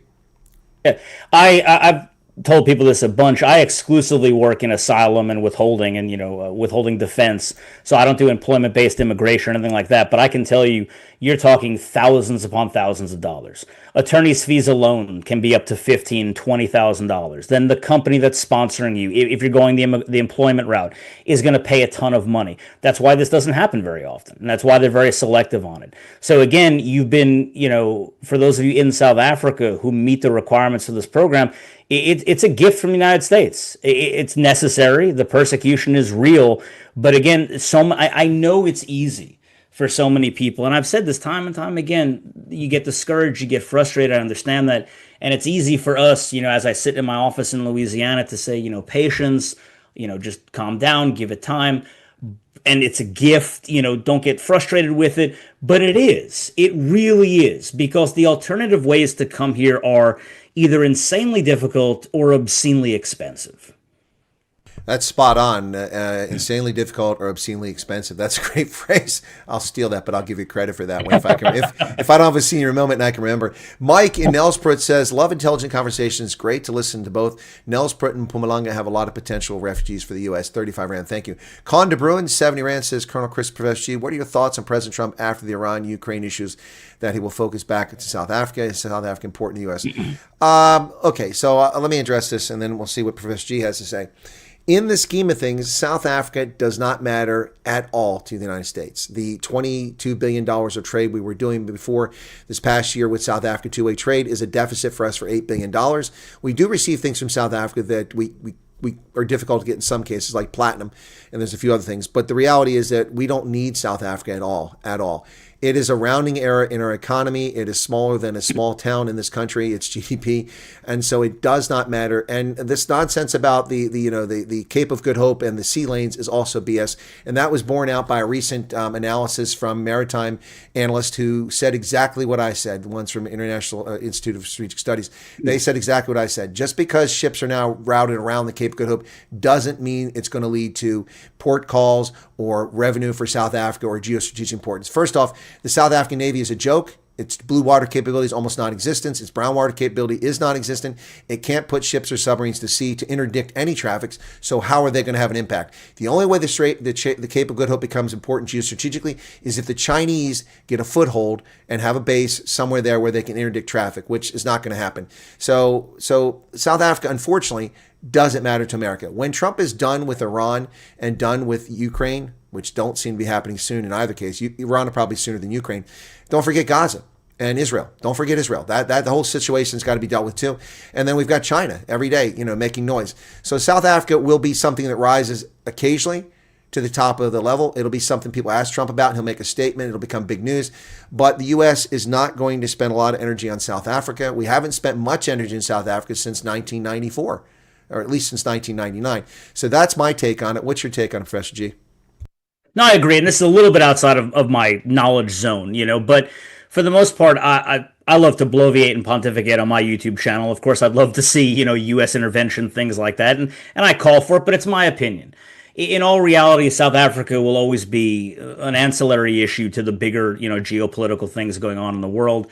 But like you said, it is at least on Trump's radar. It does come up in conversation, and he does make statements about it. So, I don't think you're going to see a drastic change at all in terms of this refugee program, or in terms of what the United States' agenda, or how they look at South Africa, what they do with South Africa post the Iran war, or who's to say that's even over, or how long that will go on for. Ukraine's been going on for what, 5 years at this point, 4 or 5 years. So I don't think it's neither here nor there. I don't think South Africa will ever, at least in the interim, be a real focal point for the United States, unfortunately. Someone mentioned about their passport expiring, and I may not be right on the quite train of thought with where they're going, but just because your passport expires doesn't mean you stop being a national of the country. Passport's just a travel document. Most South Africans never had a passport, but you're still a South African citizen. Most Americans until 9/11 never had a passport. It was only a handful of Americans, but now tens of millions have them. So that's not really a factor here to consider. Dees Kim says, thank you both for all you do for us. 14 Rand. Good team up. Thank you. Yeah, they like the collab. Andreas DeV, I can't say this. I have a Canadian visa and I applied for the refugee program. No, it shouldn't be a problem. A visa is not residency. It's not refuge. It just means you can visit Canada. So Canada might revoke your visa if you get approved for refugee status. That's their prerogative. But no, that's not going to affect it. Santi Murray gave 14 Rand super sticker. Thank you for that. And was there? Oh, here. Oh, sorry. Okay, there we go. It jumped again. Apocalypse Ninja says $10. Thanks. Thank you. He says, hi, Chris Presty. You two were our guidance to come over and don't regret it at all. Thanks so much for both of you, what you do for us. You two are our truth, our voice, the Floridians. Well, Floridians, I'll be in Tampa, or in Orlando Friday night, and I'm flying home Monday evening. So I'm going to Orlando and Tampa. I planned on Jacksonville, but it's not working out so well, so probably won't do that. And someone asked the question, I think I missed it here, it jumped ahead on me, and they said, Professor G, when are you coming to South Africa? There it is, snippets. My father-in-law is a big hunter, and I've been trying to convince him to take me on a trip to South Africa, and we can go. Because I've wanted to yacht the Sikui. That's my goal. I want a big hippo head on my wall behind me right here, so y'all can stop complaining about my uneven light switches. But I'd like to come to South Africa at some point. In all reality, it's a very expensive trip. And, as you've heard me say on my channel, I'm on my second wife and I have 3 daughters and I need all the money I can get. So making a trip to South Africa at this point may not be within the budget. Yeah, no, I get that. That makes sense. Someone asked a question about a Social Security number. I've mentioned this many times. Social Security Administration issues you a number once. It's for life and death. That number stays with you in death as well. They don't recycle those numbers. Eventually, they're going to have to add another digit, in the history down the road. But your Social Security number is your Social Security. If you've been in the United States previously and were issued a Social Security number, it may be inactive, but it's not suspended. So I know someone who came back and they contacted Social Security Administration. They said, oh, you have a number, but it's currently inactive because you haven't contributed for several years, like 15 years. We'll reactivate it and send you a new card. But once you have a Social Security number, it's for life. And a lot of foreign nationals have Social Security numbers. Millions of people have worked or lived in this country who aren't American citizens and live abroad. And a lot of people live abroad, collect a Social Security check. They might have worked in America with a green card, been here for 40 quarters of qualifying credit, which is what you need with Social Security to get a check when you reach retirement age, and they get their checks sent to them in their banks overseas. Germans, probably even a few South Africans, but Koreans, Japanese especially, lots of people from the UK. So yeah, that thing sticks with you forever. It never changes. And so we got here, Westhouse says, and this is a member sticker. Thank you for that 8-month membership. Please, can you give insight on under review cases? You're asking for us to explain the internal workings of USCIS and a portal that I encourage you to avoid unless you're directed to go look at it. Under review means that something is being looked at in your case. I mean, it's as simple as that. Beyond that insight, I couldn't possibly tell you because I don't manage the program. What I will tell you is that that portal has caused more angst and more pain and more frustration than even the people who attack me. It is terrible. But like I've said, when people say, what does under review mean? I'm like, it means it's under review. And sometimes you'll see your status will go back to under review because they're looking at something. This is USCIS. This is what they do. And unfortunately, your file is being passed officer to officer, and as it goes and gets different levels of review and look back and clarification and vetting of your file, it may go back to under review. That doesn't mean anything nefarious has happened. It doesn't mean that you're being looked at to be rejected. I think that's the big fear. And that makes sense from a human point of view. If you've gone through and it says, pending, and then it goes back to under review, you're like, oh crap, did they find something? What did I do? If they found something. If you hid something from them and they found it, that's your own bed. You have to sleep in it. But for the majority of people, it just simply means they're clarifying something, they're looking at something, they're compiling documents. It's not something to really freak out about. So, Professor, you know that I come at this from a very different angle from the standpoint. I'm also a federal law enforcement official, badge credentialed investigator who's investigated people, and also a person who's been a subject to investigations and taken polygraphs, not because I committed a mass murder, but because of my clearance level. So I tried to explain this the other day to people. I said, and I think some people got it. So your case goes into the system. It will be assigned to an agent. It could wind up being assigned to multiple agents because they have to parse it out. They'll take... got a request because you went to this university. Okay, we got to check on that university, what you did there. You worked for this employer. We got to check that. You lived in this place. We got to check that. And these things get parceled out. And, some people are proactive in responding to their tasks that come in their system, whether it's email or it comes in the mail. And that some people aren't. And some agents have to follow up. Hey, where's that request? I sent it 3 months ago. I've got a case pending here. It's sitting on my books. I get in trouble if I don't finish this. So it's people. I don't know what they think. I think they must think like, okay, well, I've submitted it. Okay, now they just go on a computer and they check on me. No, it's a whole process. It's very complicated with bringing in data from multiple. And if you served in the police or military, they've got to verify these things as best they can. And how do they do that? Well, they interview people. And they also look at databases, look at records, and then all of this goes to an adjudicator. An adjudicator looks at your case and says, good risk, bad risk, and they make a decision. But as of January 31st, to my knowledge, according to the U.S. government, not a single case had been rejected that was eligible. So, for instance, the Mr. Fundameva, who liked to show up at my meet and greet in Centurion and take a selfie with me and then claim, I wasn't impressed by this Colonel Wyatt, and don't worry, just send me more money. I don't know why they wait on the 12th of May, but we're going to get over on the next plane. Just send me more thousands of rand. That guy is wanted by the FBI. So he wasn't eligible to come over, okay? So he didn't get to come over, he and his buddy. So as late as January, no one had been rejected. So we can't explain, either one of us, why your cases sit so long, because every case, like an asylum case, every case is different. And saying, well, I've been waiting forever. Well, so what? I don't mean to hurt your feelings, but some people will be hurt. My friend, I'm his U.S. tie. I've known him for years. He has a valid case to come over. He was in the proof of concept last year in February. Flew to Pretoria, was interviewed, didn't hear from anybody until February 19th of this year, over a year later. Then 9 weeks after that, he finally arrived in America. And then I also met 5 people in Harrisonburg, Virginia, who were also PRM emails in February and only arrived in the past 3 weeks. So this people with this October-November thing is becoming a bit of a headache too. But anyway, the case is that we can't explain why your cases take so long. We can just give you reasonable analysis of what we think. What do you say, Professor G? Yeah, and like I said a few minutes ago, if there's something nefarious in your past that is the reason you will be rejected. If that doesn't exist, don't worry. Relax. It's going through the process. And this process could take a very long time. I get emails from the October-November group all the time. And unfortunately, I have the same answer. There's nothing I can tell them. It doesn't necessarily mean anyone's been forgotten. You have proof of someone who went with the proof of concept group for interviews, but February they were contacted. It does happen. And, there's nothing you can do about it, unfortunately, except to wait. And that's heartbreaking and it's frustrating. And we all understand that. But in reality, there's really nothing you can do. I've made videos, you've made videos for anyone concerned about any of the issues that would preclude someone from being a refugee. The terrorism bar, the past persecutor bar, the particularly serious crime bar. But you would know if those were issues. But again, for a lot of people, for example, if you served during, in the South African military during the apartheid era, the U.S. government is going to want your military records. They're going to look to see if you fall under the persecutor bar or groups like that. These things take time. Doesn't mean any of you are, any of you did, but it's just an example. If you have a criminal history, they're going to do a review of it because there are these things by law that say you cannot be a refugee. So they have to do it. So it does take time.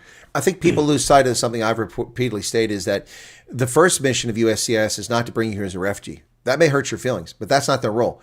Their mission is to protect our borders and make sure the people that we bring over here, whether it's people that come in asylum or they're immigrants or they're visitors or they're refugees, that they are safe to come to our country and don't pose a threat to American citizens. Something that our government has been negligent in through multiple administrations like Obama and Biden.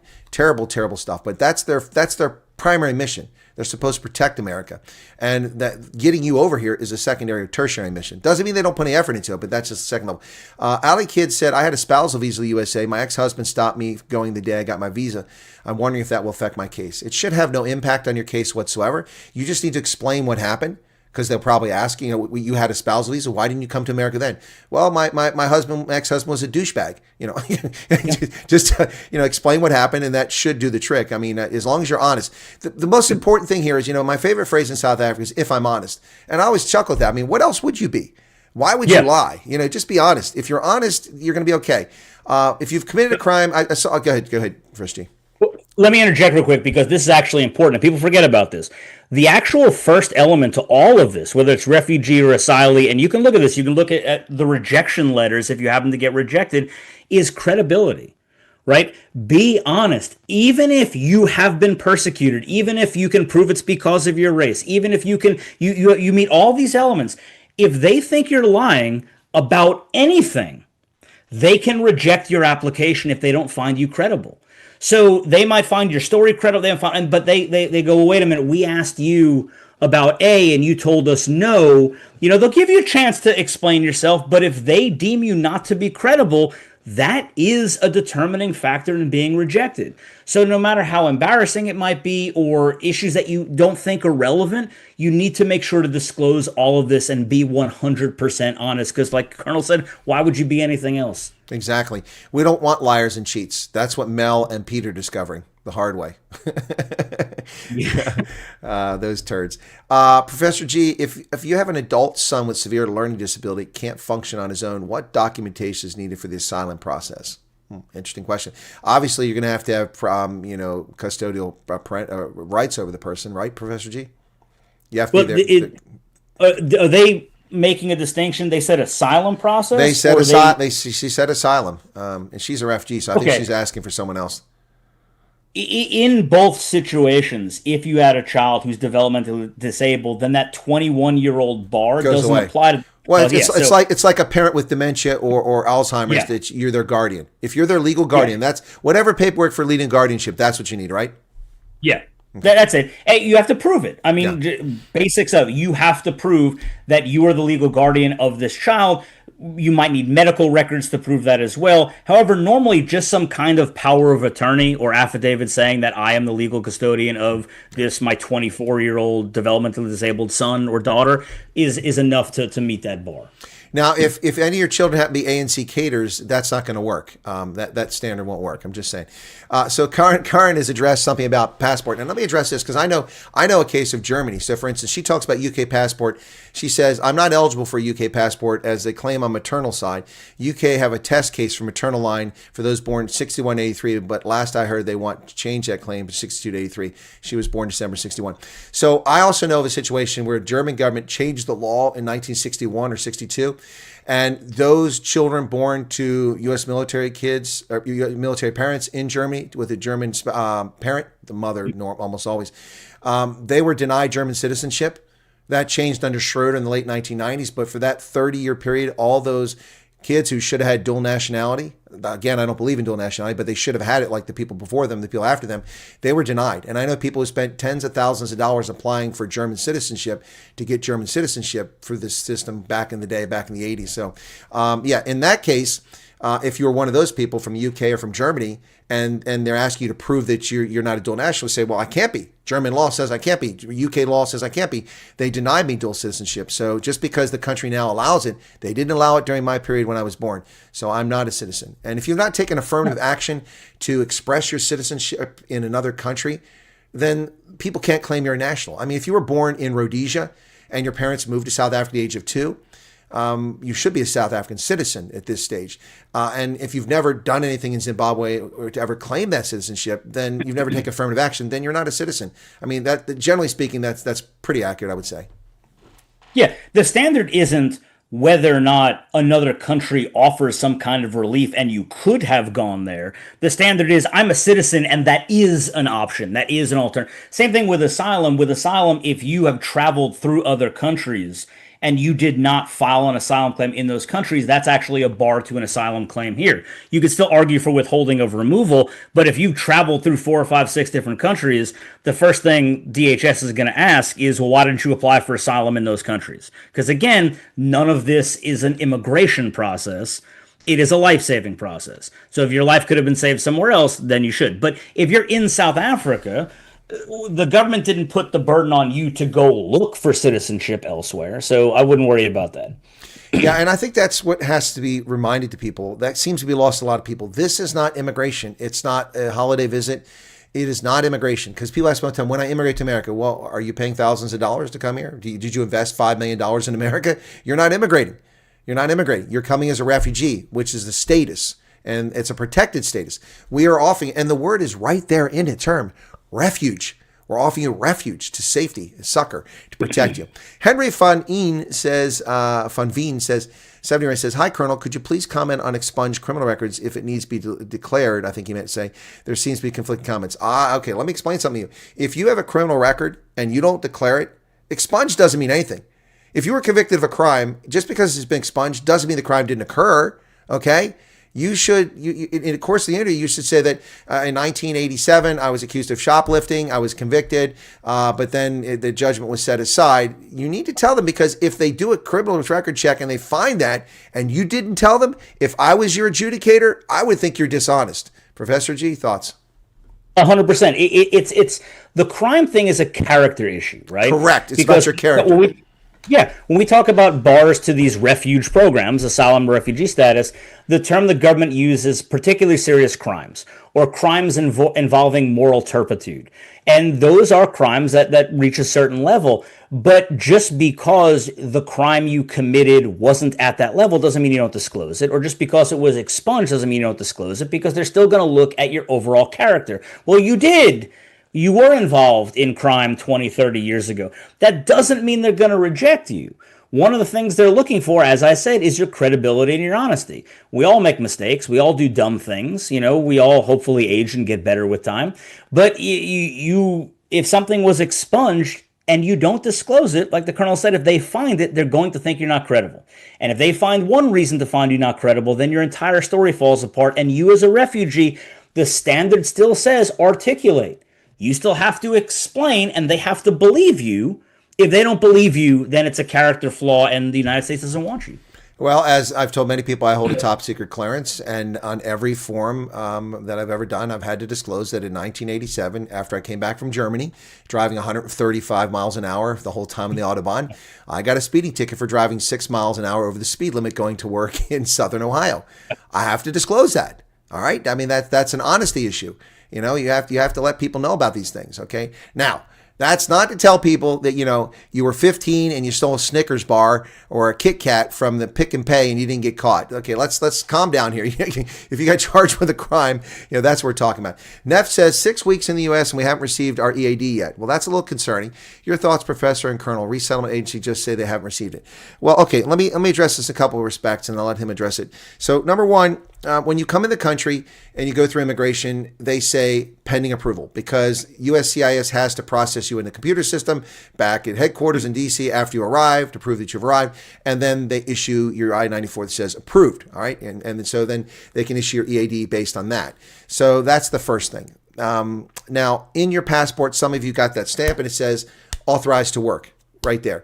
In theory, that's all you need along with a social security number to seek employment. And you can seek employment from day one. We grant refugees the same legal status for the most part as American citizens, except for voting. There are a few other exceptions, but that's mostly it. So you can work from the day you arrive, which is not the case for people that don't have permanent residency. So you can work from day one, but you have to have a social security number. And if you've been here before, then you're going to be in good shape. Your social security number will be there. You just need that EAD. The EAD, the Angie Salazar told me that the goal from USCIS, and USCIS has also stated this, is that the EAD will be issued within 30 days of arrival. They fail at that standard all too frequently. So it does come to your agency. It doesn't come to you. That is correct. That's the norm. So don't be surprised by that.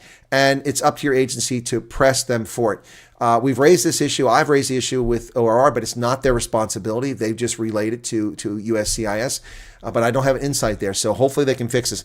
But you don't normally need an EAD when you go for employment if you have a social security number, because unless you have a funny, high-veld Bodiki accent, I mean, people aren't going to question, whether you're authorized to work. But an employer is authorized. At any time, an employer can ask you to prove that you have authorization to work. For me, I just present my driver's license, U.S. citizen, or my passport, but I've never been asked. But if you get asked, then you have to present something saying you're authorized to work. But they don't have to have that to let you work, because under the law, you're allowed to work from day one. Some employers, because they worry about being in trouble for hiring illegals, will insist on it, but you're not required to have it. I hope that explains it. Thank you for the $5, Neff. Take it away, Professor G. No, that was pretty spot on. I don't have a whole lot much to add, except for when I tell clients here dealing with their EADs in the same situation, is most of the time, if you have a social security card, that employer is probably not going to check or ask. So again, one of my biggest expressions is don't make it a problem until it becomes a problem.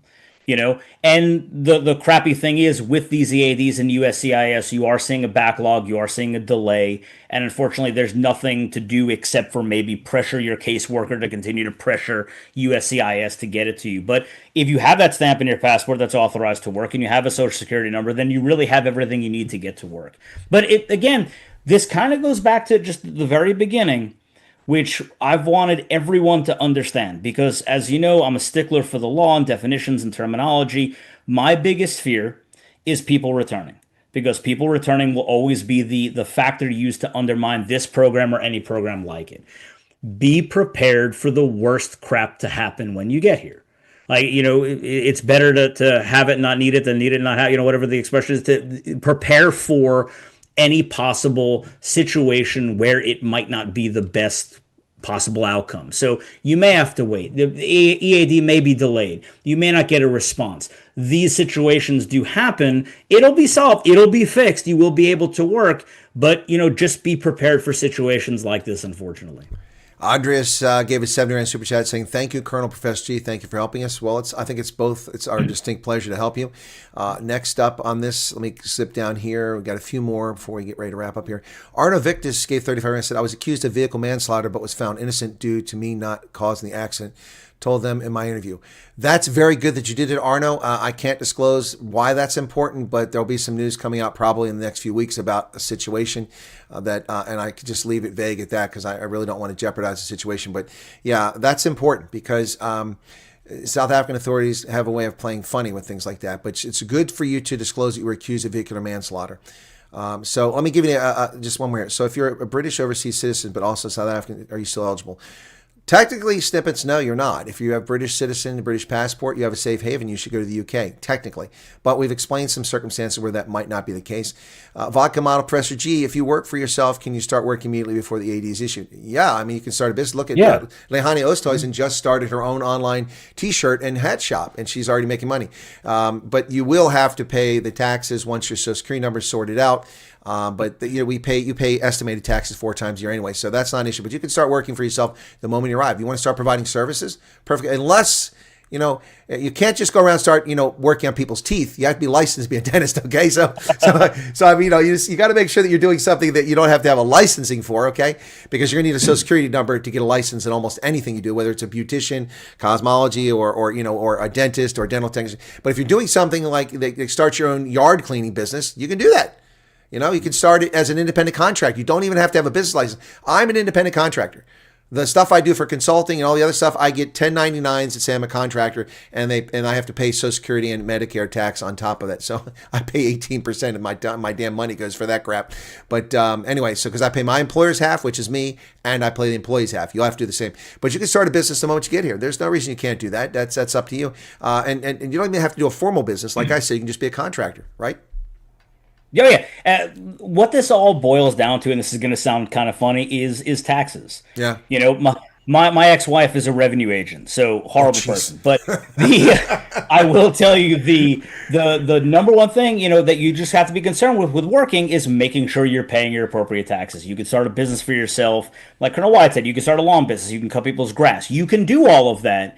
Just make sure that the one thing that will ding you is if you're not, making sure you're taking care of your taxes. Terry Barkhausen has something here. Terry's been on the program before. I'm not sure what he's getting. He says, ProfG and Chris, 1 hour and 45 minutes before the hearing. Not sure what hearing. The South African embassy finally reached out to me after I started sharing my story. Surely the treatment by Durko in my case would help other South Africans. Terry, you're going to have to send me something private because I don't know what you're referring to. If Professor G knows, I don't think he knows either. Not offhand. I'm a little bit lost. Maybe you've told me before and I apologize, but I remember I have got like 10,000 people talking to me, so it's hard to keep straight. Arno Victor says, yay, 8-month milestone. Thank you for your 8 months. Oh, man, I got acute hearing and there's a sound that just went off to hit me in the ear. Santi Murray gave 140 rand. Says, my husband tried to make a payment. Luckily, we managed from my side. What does waiting payment for what? Are you talking about for the super chat? Luckily, we managed from my side. What does waiting for administrative action mean? Well, we've covered that earlier. We will send an email. Thanks to both of you. Again, it means that someone has to take some sort of action in the process, either pushing something through or requesting other information or following up on an investigation. Yeah. That's it. Wayne Budden says, please explain the confusion, what assistance you get if you're a single person family and for how long. There's no confusion. All you have to do is watch my videos. It's pretty simple. I explained it over a year ago. It is not entirely accurate now because food stamps no longer apply. They've been taken out by the big, beautiful bill. And as I said in that explains everything. You get grant assistance, and whether you're a single or a family isn't the issue. It's the head count. Every refugee gets $2,450 in assistance from the federal government on arrival. That money is administered by your refugee case agency, not you, because we just give it to people. Some people go out and spend in a casino, So it's now, to be fair, some of these agencies almost do the same damn thing the way they spend your money. But that's the theory. So it goes to the agency. Now, every agency, as if you'd watch my interview with Milan Debetek, the director of the African Community Center in Las Vegas, they are authorized to hold $450 back, so you never see it. They are supposed to use that money for their operations and or to help single cases because one person, $2,000 is not going to go very far because you have to have a deposit for a place to live. You have to have first month's rent, and that usually eats up all that money right there. So a lot of agencies will take the $450 and apply it for singletons. Now, some agencies like the African Community Center don't even take that. All of their refugees that arrive get the whole $4,000 or $2,450 per head. So if you come with 6 kids and 2 parents, that's $16,000. You're in the salad. You're going to be okay for a few months because that's going to take care of a place for your rent, your deposit. It's going to be more than enough food money to last you for months. It's going to take care of your transportation. So it's going to take care of you for a while. But if you're a single person like Veroshka here in Pennsylvania, it doesn't go very far. So that's the difference. But you have the same entitlements except when it comes to medical.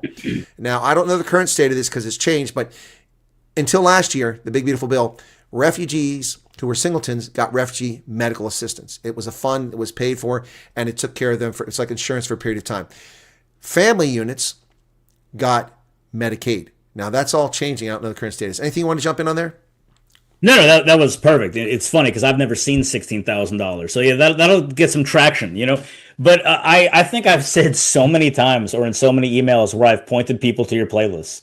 You've gone over all of this. So I've said, go check out Colonel Wyatt's video. So this has been discussed, at length, and it's easy to find information on. So Professor G, if a dual national relinquishes their citizenship of the European country, what impact will this have on the application? 35 rand from Scout Delicious.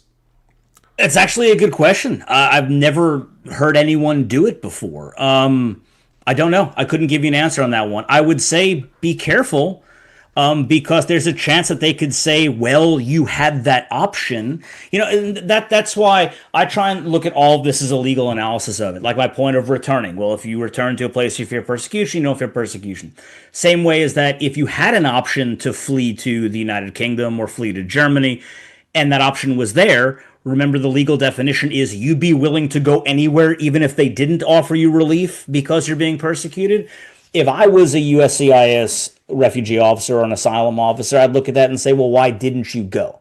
And I think you'd have to have an explanation for it. So, in my, again, here on YouTube, not legal opinion, just my own personal opinion, if you do it, I think it's an argument to be made, but I would make sure that you have a way to articulate why you gave up that citizenship and decided to go this refugee route instead of seeking relief in that country.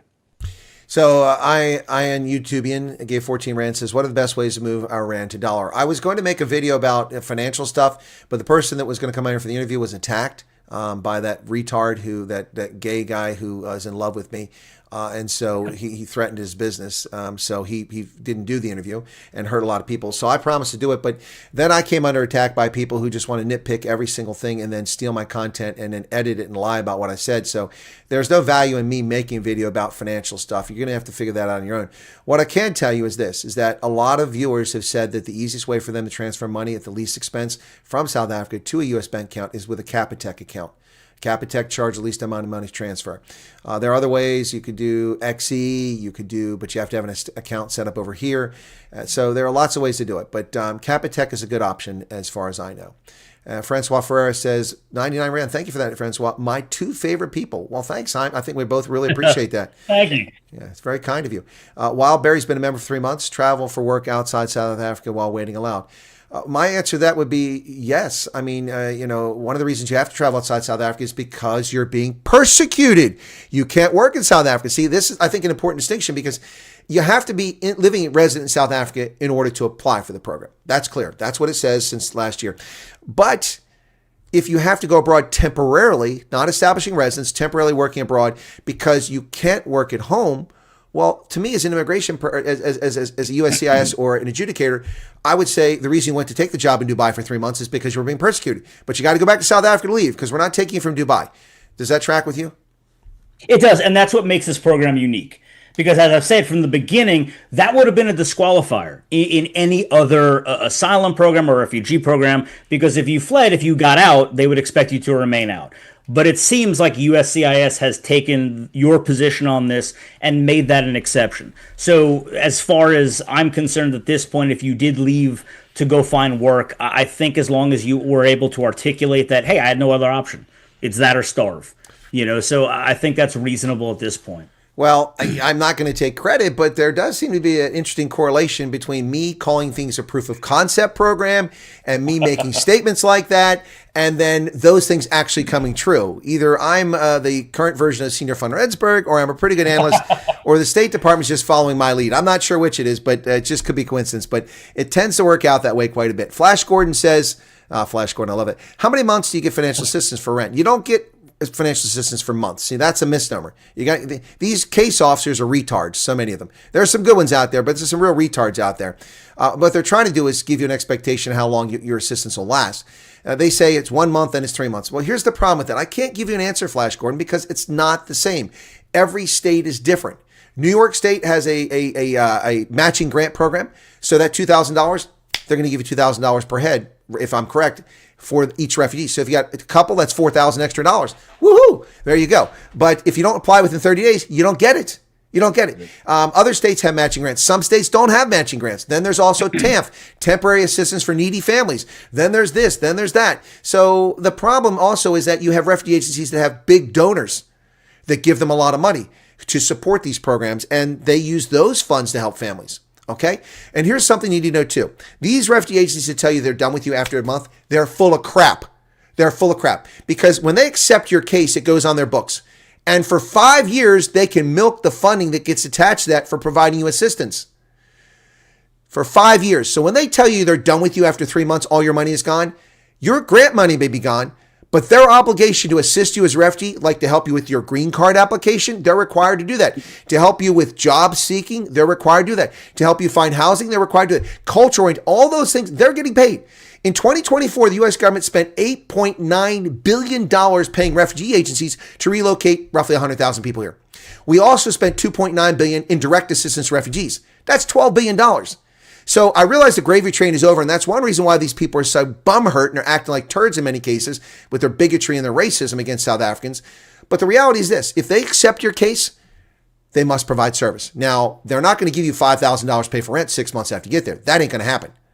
But they do have to help you with resumes, job search, and stuff like that. They're getting paid for it. And when they tell you they're done with you and they hope you go away, they're going to collect money for doing nothing. That's what they're doing. And it's morally bankrupt, and they need to be called on the carpet for it. Travel, okay, good. If you want to address that. Oh, no, I think that's the entire reason why President Trump stopped the program to begin with. Exactly. Yeah, I don't know if you've seen some of my videos. I've had a lot of refugees reach out to me and be like, Professor G, will you do our green card application? And I'm like, we can. If you want to give us your money, we can. But, I was very clear to be careful of reaching out because, my ear to the ground in the immigration world, there are attorneys looking for this opportunity, and they'll take your money. And we're talking, $2,000 per, the original couple, and $1,500 for every other applicant. So if you have a family of 4, you're spending $3,000, $4,000, $5,000. But your case manager, that group, should be walking you through the program. So just be careful about that, because these groups, a lot of these organizations have been scamming the government for years, have walked away with billions of U.S. taxpayer dollars, and they're just used to refugees not caring. Or not knowing better. Yeah, not following up, not understanding, not having a resource like this. Your channel and my channel, people to say. So be careful of that, because if you go to them and they say, oh, you got to figure out your green card on your own, yeah, you could go to an attorney and spend a lot of money, but that's their obligation to follow through with that and to walk you through it. And just as another kind of side note here, remember too, all of these the refugee program itself was designed for people who are fleeing persecution. Mm-hmm. No step of it expects you to have a law degree. No step of it expects you to be able to dissect U.S. law, and you can do all of this on your own. It just requires you to kind of put your nose to the grindstone, do some research on USCIS's website, and walk through the process. So just be careful for all of our viewers out there. The potential to be scammed, but be scammed in a legal way. You can give an attorney money. 100% you can. But that's not what you should be doing, or not what you should have to be doing. So, yeah, and that's an important distinction here. There's one exception to that, and that is when you do the green card application, you have to have an attorney or an authorized official, which can be someone from a refugee agency, who signs off on this. That's the one exception. So you don't need an attorney, but you're going to have someone. You can't just do that part on your own. And by the way, you don't pay a fee. You're a refugee. You don't pay a fee. The $1,440 application fee. All fees are waived. So Daniel Milan, and by the way, I just put a link to my interview with Milan Debatek, the director of the African Community Center in Las Vegas, in which he clearly states how that happens. Go watch that video if you haven't watched it. It'll explain what an agency is supposed to do for you, and he explains what they do as an agency for the green card. All right, so Daniel says, as a hopeful refugee, when we become U.S. citizens, is it at all possible to sponsor family, grandparents, aunts, uncles from South Africa? Is that process difficult? Thank you both for all you do. Well, I'll answer from my perspective. To my knowledge, I can't sponsor anybody to come to this country. It doesn't work like that unless I'm an employer. I can't bring my cousins and from Germany over here to live here. Unfortunately, the visa lottery created a loophole which let these clowns from Uzbekistan bring 25 chain migration terrorists to this country. Well, only 3 of them were terrorists, but 3 is too many.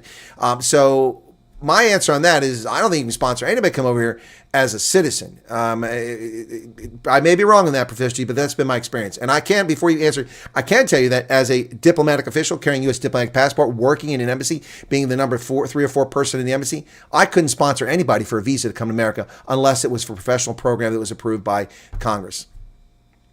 You certainly can't sponsor random people, and you could only sponsor immediate family.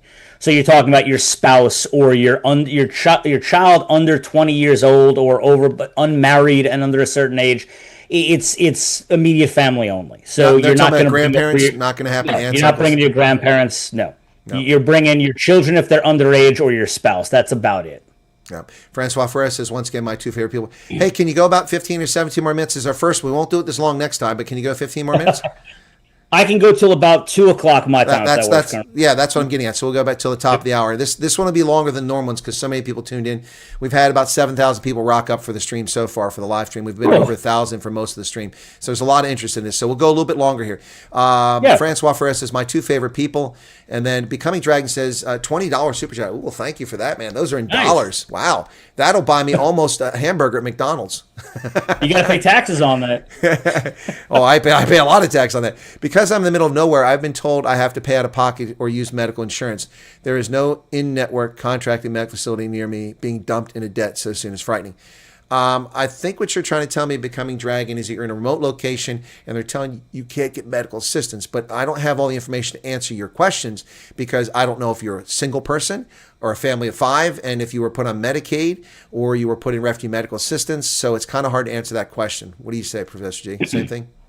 We need more. You'd have to tell us exactly where you are, what the situation is, family unit, things like that. That would make, especially states.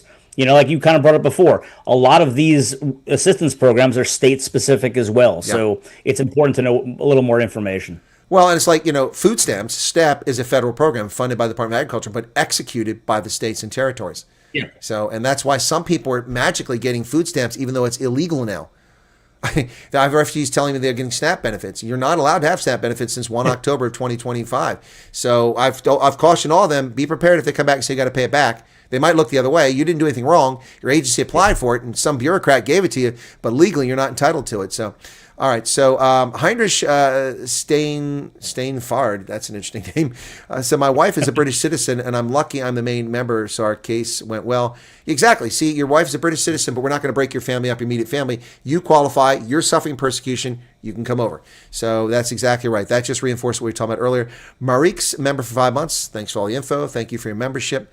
And you've got the statute. The 5 months, that's a nice. After 3 months, you get the Statue of Liberty for the membership. I like that one. I put up there. And Deb's member for 3 months says, thank you for all you guys do. You're very welcome. Thank you so much for that. I'm trying to jump down, make sure we don't miss anything here. And no, I think I've caught up now. Neff says that many people because it's the two goats. Yo, many people watching the show. Yeah, well, we kind of tailed off a bit on this channel. I mean, I used to have 1,500 people all the time for my news broadcast. Now we're down to 300 to 500 regularly. People lose interest from time to time, but obviously there is some pent-up interest in the two of us talking, and it's being borne out here by this. So what have we missed? I mean, we've talked about an awful lot here. I mean, I think we both probably need to have a couple scotch and sodas after this. Definitely need to decompress after a 2-hour-long stream. But, I think we've covered most of the stuff. And we were talking a little bit before as well. I think we've covered almost every significant issue or question that people have. We just get, new people in the program with the same questions that come back. And one of the things that I did want to say, and I'm glad there's such a high turnout to the stream, is especially from my perspective, and I've told viewers this, I sincerely apologize when I can't get to all of these emails. Colonel Wyatt and I, him more so than I get maybe 50 emails a night. And this is technically, I call it my third full-time job. I have my law school as a professor, I do my immigration work, and then I try and keep this channel up and answer your questions. And, just for all of you out there, a lot of this is just bearing down, holding faithful and waiting for the time to come. It will come, and it's hard to say, and I know it sucks, but it will happen. Almost every one of your questions can be answered on Colonel Wyatt's playlist, and if you have a question concerning something that only the government can answer, then unfortunately only the government can answer. Well, that's awesome. So, Ann, I did find your email, which goes on April 30th at 11:23 p.m. my time. It arrived in my inbox. We can chat about this later on. I've got a few things I got to take care of, including checking on a friend in South Africa who I haven't heard from in a few weeks. I'm concerned about their safety in Northcliffe. So I'm going to contact them and make sure they're okay. Anyway, but so I found that. And I get nothing went right out of my head. The senior moments, man, they just keep coming now. I'm going to have to start eating some of that Prevagen, that stuff that if they give you see those ads for Prevagen all the time. Probably wind up giving me freaking prions that'll freaking kill me or something like that. My son needs to finish university. Can I bring him over when he's 24 years old?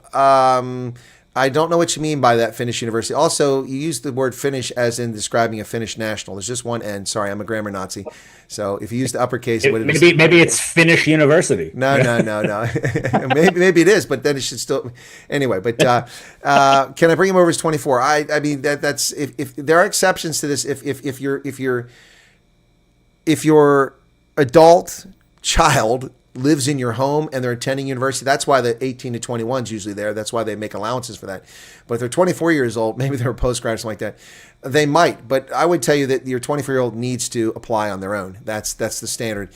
You can link the cases, and if you mention that person, if your adult son in your case, look, I've told people this. They're not sure. Can I put my 22-year-old or 21-year-old son or daughter in? Just list them. They'll tell you whether they're not eligible and they have to apply on their own, but they should also put their own application at the same time. That's been my advice. I think that's sound advice, Professor G. Yeah, it's the same thing I've been telling people as well. It wouldn't hurt to put them on your application, just be told no, but make sure they also file their own application as well. Yep. Mandy's telling us a sad story. She said her daughter, they want to get out of the country. Her 5-year-old daughter was bitten in her face by a dog. We sat a whole day at the hospital for help just to be told they won't help us. Got denied help, presumably because you were white. Not because they didn't have services. If it's because you were white, you were denied, or you're colored or Indian, well, that's racial persecution. That's an example of it. If you were denied because they're incompetent, they don't have any staff, well, then that's not a basis for coming to America. Not a basis. That's not a refugee issue. So you've got to be very clear about this. Nicolette Duncan says, thank you for your updates. I'm from Western Cape. Applied 15. Have applied about 15 for the 24 months. What are you saying, Nicolette? This program has only been around for 15 months. Are you talking about you filled in the statement of interest and it said, when can you depart? And you said 15 to 24 months. Is that what you're saying? I'm just trying to be senior von Rensburg and divine what your intent is because your question isn't very clear. Donnie Basson, thanks both of us. What else we got here? According to another bandwagon refugee YouTube channel, refugees not only lose SNAP, but will also no longer receive Medicaid or any medical help when coming over. How true is this? Well, I know it's not true from a standpoint that I know refugees that are currently on Medicaid and have gotten treatment for cancer. Will they lose it in October when the new fiscal year starts? That may be true. I don't know. I'm researching that now. But yes, another bandwagon, lots of people out there that claim that they know everything and that they don't. So maybe they're correct. I don't know. I don't know who you're talking about, and I'm not getting involved in a pissing contest with that. But I do know that people that are in families that are currently here, refugees, are getting Medicaid. They got coverage. And that's people who came after the fiscal year started. So if it was by mistake, it was by mistake. But the whole thing is kind of messed up because the intent of the refugee program wasn't to set people up for failure. That's why we allow them into Medicaid, even if you never paid a penny. Professor G and I pay a buttload of cash paying for your medical care through Medicare, which is funded through Medicaid is funded through Medicare. So we pay a lot of money into that so that you get resources. And we pay a lot of taxes so you get refugee cash assistance and you get grant money. The idea wasn't to set you up for failure. I mean, if we bring people over here and we set them up for failure, that's a problem. So I don't know the full answer on it, but I am looking into it. So that's all I can say on that one. So I think October is going to be a good tell on whether or not that continues, if it was a mistake. But like you said, they're not going to set people up to come here and be destitute and fail. That defeats the whole purpose of a program. We want contributors to society. So you're not just going to be left for dead on the street. Janine Seen says, what's your opinion on the level of information that we are afforded through CWS, and what do you think they can do to improve it, considering the volume of people asking them questions? Well, first off, when you say CWS, are you talking about RSC? Their subsidiary that's doing the initial screening for cases and scheduling all the appointments and travel. There's a lot they could do to improve this program. Now, one, they could hire me and send me to Nairobi to fix this broken-ass train because it's a disaster. And I mean, idiots who call people on the day they're supposed to fly and say, you're not at the assembly area. Why aren't you here? Where is here? Cape Town. I'm in Port Elizabeth. Well, you're supposed to fly in 4 hours. Well, where is my contact? Sending people an email telling them they have a flight is not communication. Action completed is not action passed. Action passed is not action completed. So if I were running this program, every single person who got their ticket booked would know that day or the next business day. They would be informed by email, and they would get a follow-up phone call and confirmation that they know that they're flying the state. Not wait until 4 days before they leave. That's the kind of thing. That's what I would say can be improved. It's a complete disaster. And they should also have the ability to tell you what your timeline is, okay? But the problem is that some of the stuff with RSC to defend them is contingent on what USCIS does. Once they've done their screening and once they set up your appointments, they have no control. It's up to USCIS to come back and say, this person's approved, they can depart from this date on. And once that happens, then they've got to book your travel. I hope that explains things. But Professor G, that's what I would do. No, I agree. The system needs an overhaul, and it needs to clearly. So, I mean, I think you hit the nail on the head. Yep. Loretta says, my son was 20 during interviews, but he had to do it his own case because he was a bit more than a month before his 21st birthday. That's an example was asked earlier. And we said we've seen cases of it going both ways. My advice is if you're 18 or older, you do your own case. If you're 18 to 21, your parents should put you on their case. That's what I do. Worst cases, there's 2 cases in there, or you don't travel at the same time. It's not the end of the world. All right. Okay. Well, we're going to have to, when I try to speak German, I sound Afrikaans. Well, when I speak Afrikaans, I sound German. So we have opposite problems there, Luis. This forum is amazing. So great to see Professor G and the Colonel speaking together. Much gratitude to both of you. Bless you guys. Well, all right. Before we wrap up, because he's got to go in a couple minutes, I want to say my profuse thanks to you, Professor G. You've been an honest broker from my perspective, and I really appreciate your kind comments about my analysis and my videos the whole time along. You've never tried to steal my thunder. I've never tried to steal your thunder.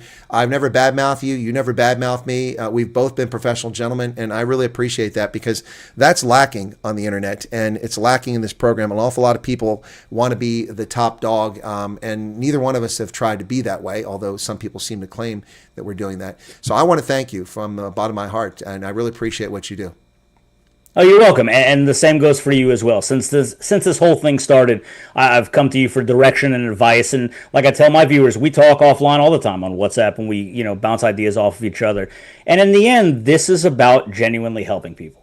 I think someone accused me, of making money off of YouTube, and I'm like, YouTube pays me $1.09 for every 1,000 views. So you get that much? I want to recount. I'm taking it to the bank. So if you genuinely don't think that we're doing this because we really want to help people, then you're misled, because that's what this is about. This isn't about egos. I've been wrong. I was wrong about people being able to return. And as soon as I found out, I came and made a video and said, I was wrong with this. Here's your information.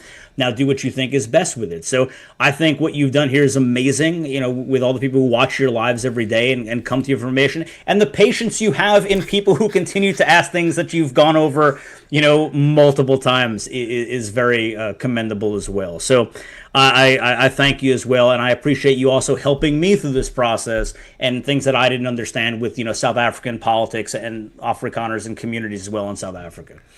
Well, that's awesome of you. I will say that I'm committed, if you're up for it, to continue this on a periodic basis. I think people really benefited from this, and I'm sure that maybe the audience won't be as large next time. Maybe it'll be larger. It doesn't matter. But there are enough people that want this kind of forum that I think it's worthwhile to continue. 100%. I'm like I told you, I'm free every Monday, Tuesday, and if you want to make this a regular thing, I'd be happy to do it. All right, and there's some really nice stuff coming in. Betty Boop asked a question. I'm going to answer it just because it came late. Should only my husband fill in the intake questionnaire, or should me and my daughter also fill in? Again, grammar, my daughter and I. Sorry, I'm a grammar Nazi.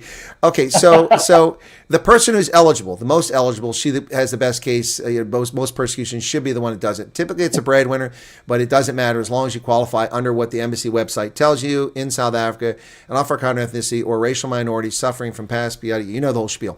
So no, you don't. If your daughter's 6 years old or 12 years old or 15 years old, and you don't fill it out, one case, one nuclear family is one case. All right, and that's the way we go with that. All right, Professor G, any final words you want to share with anybody? I'll give you the floor, and then we'll wrap it up. That's it. Just to remember to check out my channel, Professor G's YouTube. Subscribe if you want to follow me. I'd appreciate it. And thank you all. I do want to say, thank you to all of you out there who have supported my channel, who listen to me bloviate and pontificate every day. And I genuinely hope that some of the things I've said have helped y'all, have been a resource to y'all. And I will continue to fight on this side of the pond and do what I can to get y'all resources to help this refugee program continue. And even for Afrikaners that want to stay, to support them as well in the community in South Africa. So I will continue to fight this fight until they literally take the breath out of me. And it's what I'm committed to do. So I appreciate all of y'all's support. All right, folks, from Central Pennsylvania, this is Chris saying thanks to the audience. Thanks for the super chats. They're very kind. I did my best to try to get everything in, but it was a conversation. We need to flow a lot of things, so I think we covered quite a bit. Thank you all so much. If you're waiting to come over, good luck to you. If you're already over here, good luck to you. I will be traveling to Florida Friday evening. I'll be in Orlando and Tampa and the areas and the environs around that to talk to refugees from South Africa. And we're trying to set up some meet and greets now. So I'm happy to chat with people. If you've got a legitimate complaint, please go watch my video about how to send that into ORR. Don't be a Karen, but also don't be a passive person that lets an agency walk over you. You have rights and you have entitlements, and you should make sure you get those. So on behalf of Professor G and myself, thank you all so much. I'm going to go ahead and put him on mute in case he coughs here, because he's got to clear his throat so you can't hear him. And I'm going to wrap it up right here, folks. Have a lovely day. And we'll catch you tomorrow with Minri Lamprecht, who is a repeat interview. She is in Eau Claire, Wisconsin, having a very good experience living her best life here in the U.S. right now.